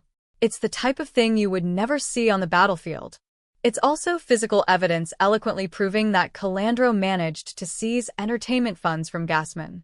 There's no way Tanya could be this generous. Even if she haggled with Colonel Lurgan and Lieutenant Colonel Ugger, the best she would be able to come up with is maybe a few extra potatoes or bullets. Damn it. We'd look pathetic. An offering from your allies wishing you a comfortable trip. We couldn't let you be limited by travel expenses. Calandro smiles perkily. My deepest gratitude for your kindness. I think the select company from my camp group are quite big eaters and drinkers. That won't be an issue, will it? Tanya's remark implies that they may charge it to the limit, but Calandro's expression doesn't falter in the slightest. In other words, there's no danger of them coming up short or feeling anxious about the amount. A juicy budget. What an enviable situation. I'm slightly worried my jealousy will turn me into a monster. No, don't hold back. Eat and drink all ILDOA has to offer. The high-octane gasoline is for the airplanes, though, so as long as you aren't guzzling that, there's no problem at all. Huh? G-gasoline. I'm surprised. Colonel. You didn't get the details from Colonel Urgent? I try to gloss over it with a comical face, but this was probably a real blunder. Does ILDOA and the Empire have some sort of secret agreement about high-octane gasoline? I've heard ILDOA is strictly neutral. And actually, it's because we were unable to rely on your kindness when attempting to retrieve the Southern Continent Expeditionary Corps that I'm here now. No hard feelings, please, Colonel. I understand why you want to say things like that, but we're a neutral country. There's a limit to what we can do. Calandro, frowning as he delivers his rejoinder, is an ILDOAN soldier to the last, defending his country. And it's true that it's difficult, legally, for a neutral country to allow passage for soldiers of a belligerent state. I would like to honor the law. I can even understand why the ILDOANs resort to a fair weather plan that prioritizes their own interests. But when that indecisive foreign policy directly causes me suffering, it's a different story. So yes, Tanya will deign to be unpleasant for at least a moment. A limit? I think there's also a limit to alliances between nations. Indeed there is. Huh. In any case, ILDOA is your country's ally. You could even call us your dear allies if you like. Tanya stares at him, but he continues shaking his head. Strict neutrality during a war is ultimately just a diplomatic idiom. Colonel, up to this very moment, I was under the impression that ILDOA was respecting the restrictions of neutrality fair and square. Ah. Calandro promptly denies it. We're not so heartless that we'd abandon our friends. We're doing everything we can, as my slip of the tongue indicated just a moment ago. About the high-octane gasoline or whatnot for airplanes? Yes, we're lending you a hand in the Western Air War with aviation fuel and so on. Are you saying a drop of oil is worth a drop of blood? Ages ago, that phrase was chanted in a country in the Far East. Though rather than use it as a wartime slogan to enlighten the people, it should definitely have been debated as a general strategy. Finding that unexpected juxtaposition humorous, Tanya laughs. It's a very similar phrase, although the usage is entirely different. Calandro is claiming that they fulfilled their duty as an ally by providing support from the rear. Isn't that rich? Colonel, with all due respect, is it even possible to be an ally without shedding some blood? Sure, why not? I personally think it's perfectly acceptable. But this weathercock attitude makes for a dishonest business associate. Going a step further, I'd like to shake him up with a bit of recon in force to gauge his reactions. Instead of shedding blood with us and lining up our dead side by side, you shed oil. Is that what you consider the act of a sincere ally in ILDOA? In the sense of supporting your country's war effort, we certainly do. I suppose I shouldn't talk about such things with my limited perspective. No reaction. Or rather, he stands on awfully solid ideological footing. In the end, Calandro makes for a fine cog in an evil organization. I suppose I should lay down my sword. Any more than this would just be a waste of time. You'll have to excuse me, as I'm neither a diplomat nor a politician. I'm a mere field officer who has nothing to do with high-level strategy. You're saying a little girl who was awarded the Silver Wings Assault Badge is a mere lieutenant colonel? Nodding at his own words, Calandro continues with an air of disbelief. Could a mad dog with no knowledge of strategy become a staff officer at such a tender age? With an amused grin on his face, he claps his hands. And on top of that, you were one of the 12 knights at War College. You don't know strategy? Please, no need for the false humility. I read your graduation thesis. You were born for strategy. He's smiling, all except for the eyes fixed on Tanya. That steady stare has the air of a lucid observer. This is a great opportunity, Lieutenant. We should get to know each other better. He wants Tanya to stop acting like a frontline commander and simply speak her mind, even though he must be deceiving her about his true nature, too. Colonel Calandro, I didn't realize you knew so much about the Empire's military. Nodding in admiration, I don't let the chance to retort slip by. When we met on the Eastern Front, I heard you were an Alpine expert, but you really are well informed. The implication that he's no mere field officer is very plain. Such good ears you have. Of course. We're allies, aren't we? Calandro replies calmly, as tough to ruffle as expected. So, just any allied officer knows the Empire's process for cultivating staff officers and has read war college theses that are practically military secrets. He's an intelligence agent or, at the very least, a bureaucrat at the center of the army involved in drafting foreign policy. In other words, he's a very shady guy. And probably also the very embodiment of dedication to geopolitical expediency. No wonder the General Staff assigned him to the Lurgan Kampfgruppe when he visited as a military observer. Should I thank you for your interest in the Empire? Offering the gratitude of a mere field officer? Considering our working relationship as a colonel with roots in the Alpine troops and me, a mere field officer, it doesn't seem inappropriate. They exchange glances in silence. On one side is Tanya, questioning ILDOA's lack of candidness. On the other is Calandro, requesting that she consider their respective circumstances. Both are bound by their public personas, and they can't even have a conversation without embellishing a word here or there. This truly embodies the beautifully paradoxical relationship that ILDOA and the Empire share. A wonderful friendship. It's much more civilized than pointing guns at each other and waiting for the first chance to shoot. You could even call it eminently peaceful. Well, then, I guess I have the disadvantage when it comes to sounding each other out. Calandro raises his hands in mock surrender. If he were really capitulating, things wouldn't go like this. His casual demeanor paradoxically requires a great deal of composure. And in reality, he probably isn't ruffled at all. This is ILDOA. His home turf. As a foreigner, Tanya has nothing to gain here by making a scene. Colonel, I'm happy to take advantage of your kindness. Smiling, polite, and friendly even if only on the surface. Tanya opens up a bit. After all, has this not been a heartwarming conversation? I'm not great at sounding people out either. Perhaps my feelings gushed out, given that I'm a frontline soldier. If I've said anything that is liable to be misinterpreted in an inappropriate way, please forgive me. Colonel, you could definitely be a diplomat. How about it?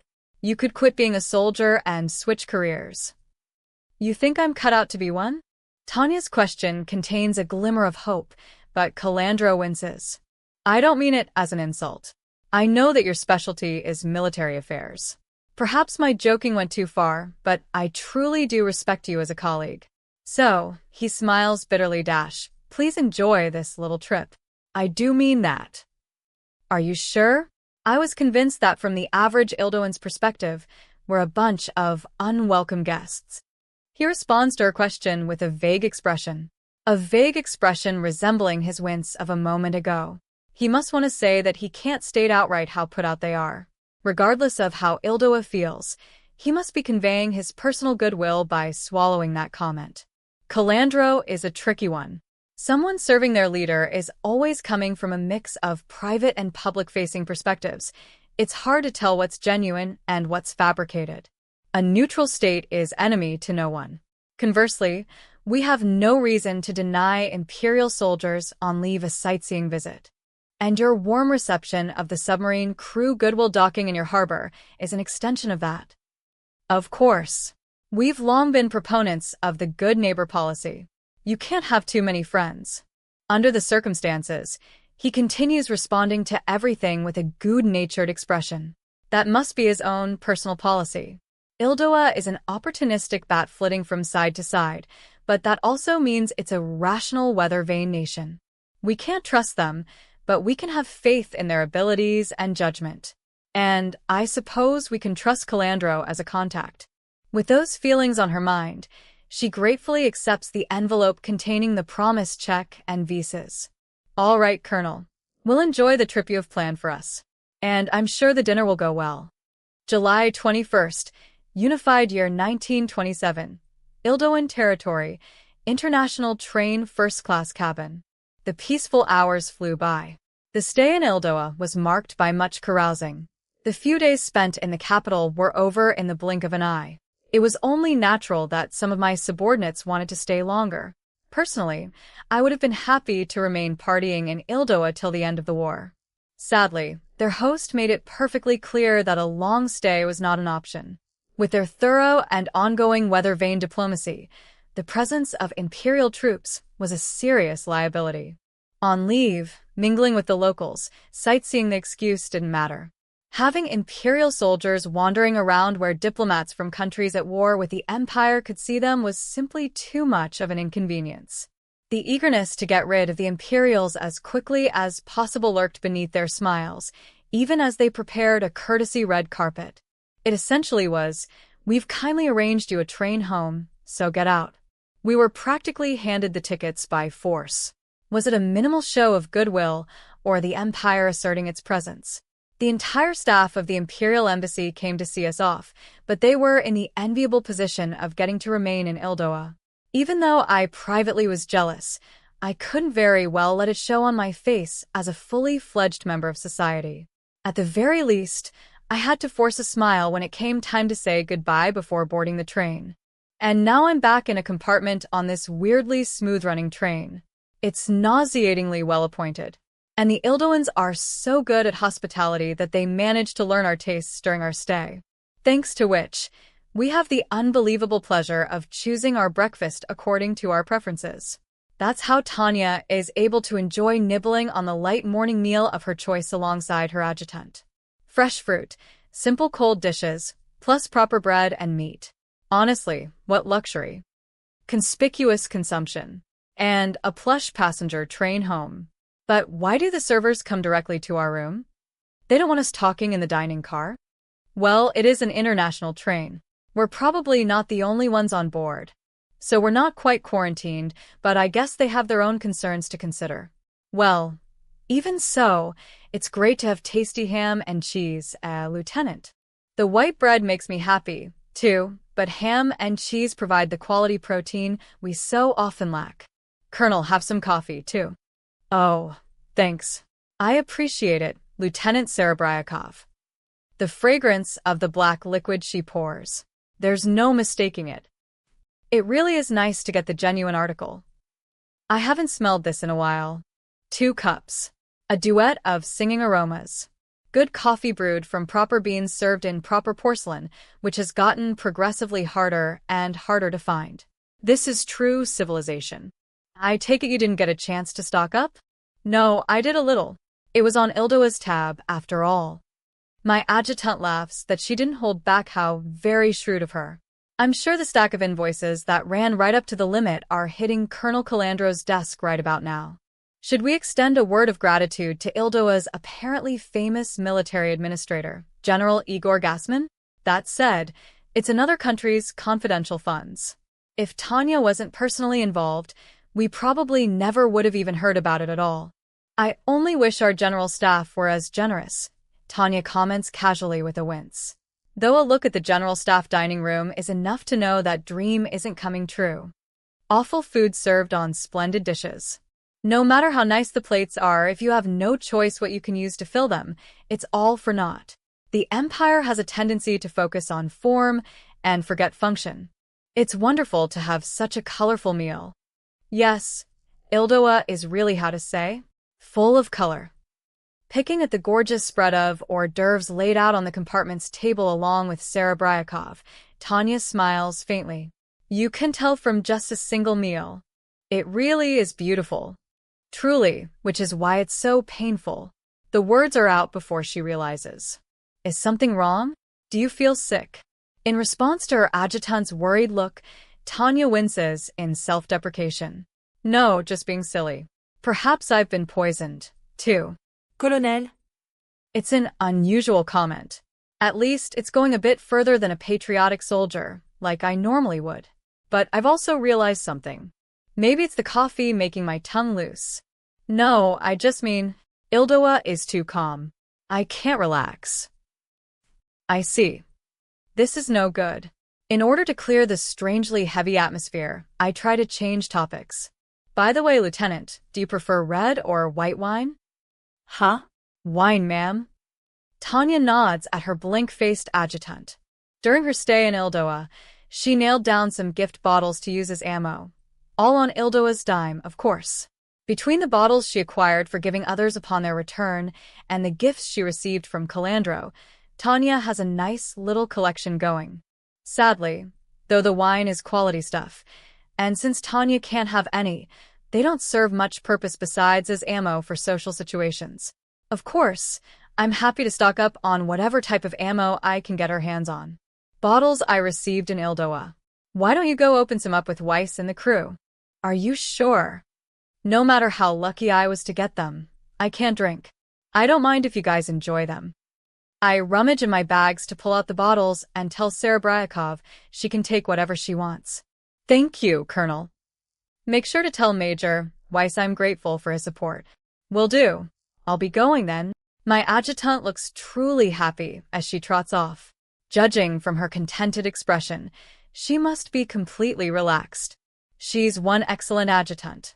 We've been together for a while, but I really have no idea what motivates her in most cases. Is it just the multifaceted nature of humans? Perhaps it was a mistake to neglect sociology and socialization. If I get the chance, maybe I should study some for future reference. School, huh? This trip to ILDOA has been my first time in the rear in a while. A sleepy peace hanging in the air. Culture, civilization, and a true peace I had nearly forgotten. On the flip side, the Empire is still very much at war.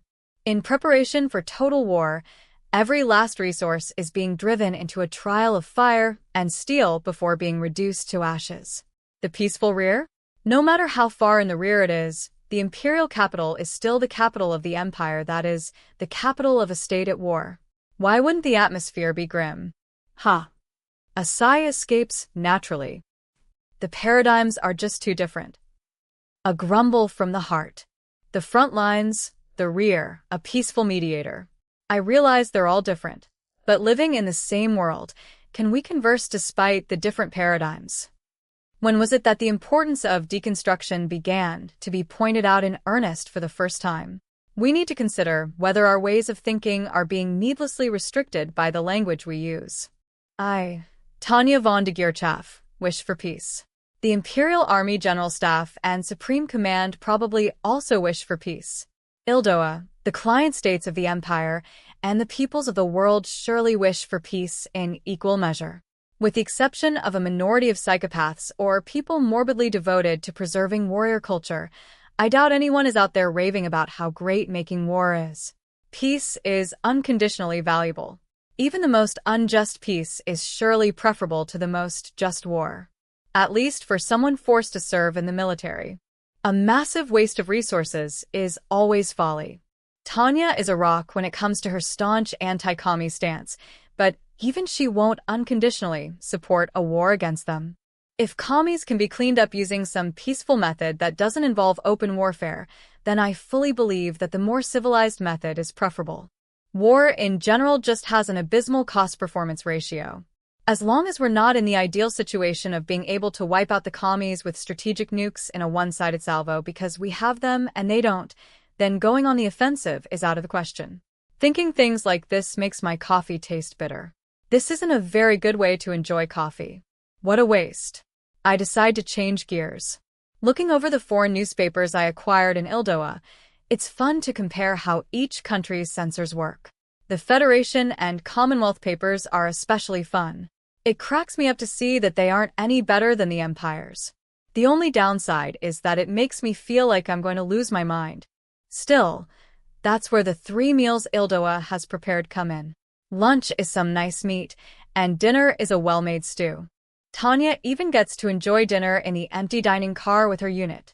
Well, it is annoying that Weiss comes to wheedle for another bottle of wine, but I can overlook it if it means my worn-up battalion can learn to appreciate some of the finer attractions of civilization. Still, it strikes me that my vice commander's alcohol habit is worse than I first thought. After that pleasant meal, since a bed, and quite a nice one for a sleeping car, has been prepared, all that's left is to jump into it. Then, after laying down comfortably and falling into a tranquil sleep, Tanya is awoken by a slight swaying. The vibrations had been much quieter before I went to sleep. The sounds and swaying have increased so much that for a moment, I wonder what's going on. For a split second, alarm bells go off in my head. But then I realize this uncomfortable swaying is actually just the familiar tracks that crisscross the Empire. So, you can tell when you've passed the border just by how well the rails are maintained. ILDOA was a quiet, colorful, foreign world of abundance. The Empire is gray. It has wrung out as much geopolitical power as it can, but it's already beginning to fray in subtle ways that are nonetheless impossible to ignore. It really forces you to take a hard look at poverty, one of the great powers. This country, with the momentum of the rising sun, billed itself as the crown of the world. And now look at it. By the time Tanya comes of age, everything will be backward. The Empire poured all its energy into the army and is now self-destructing because it can't even maintain it. It aggravates me that I can totally see us losing the war. I hate this so much. I especially dislike the fact that evacuation seems like it will become necessary at some point in the near future. I guess I'll go back to sleep. The road to the capital is still long. Better sleep while I have the chance. It should blow my stress away, too.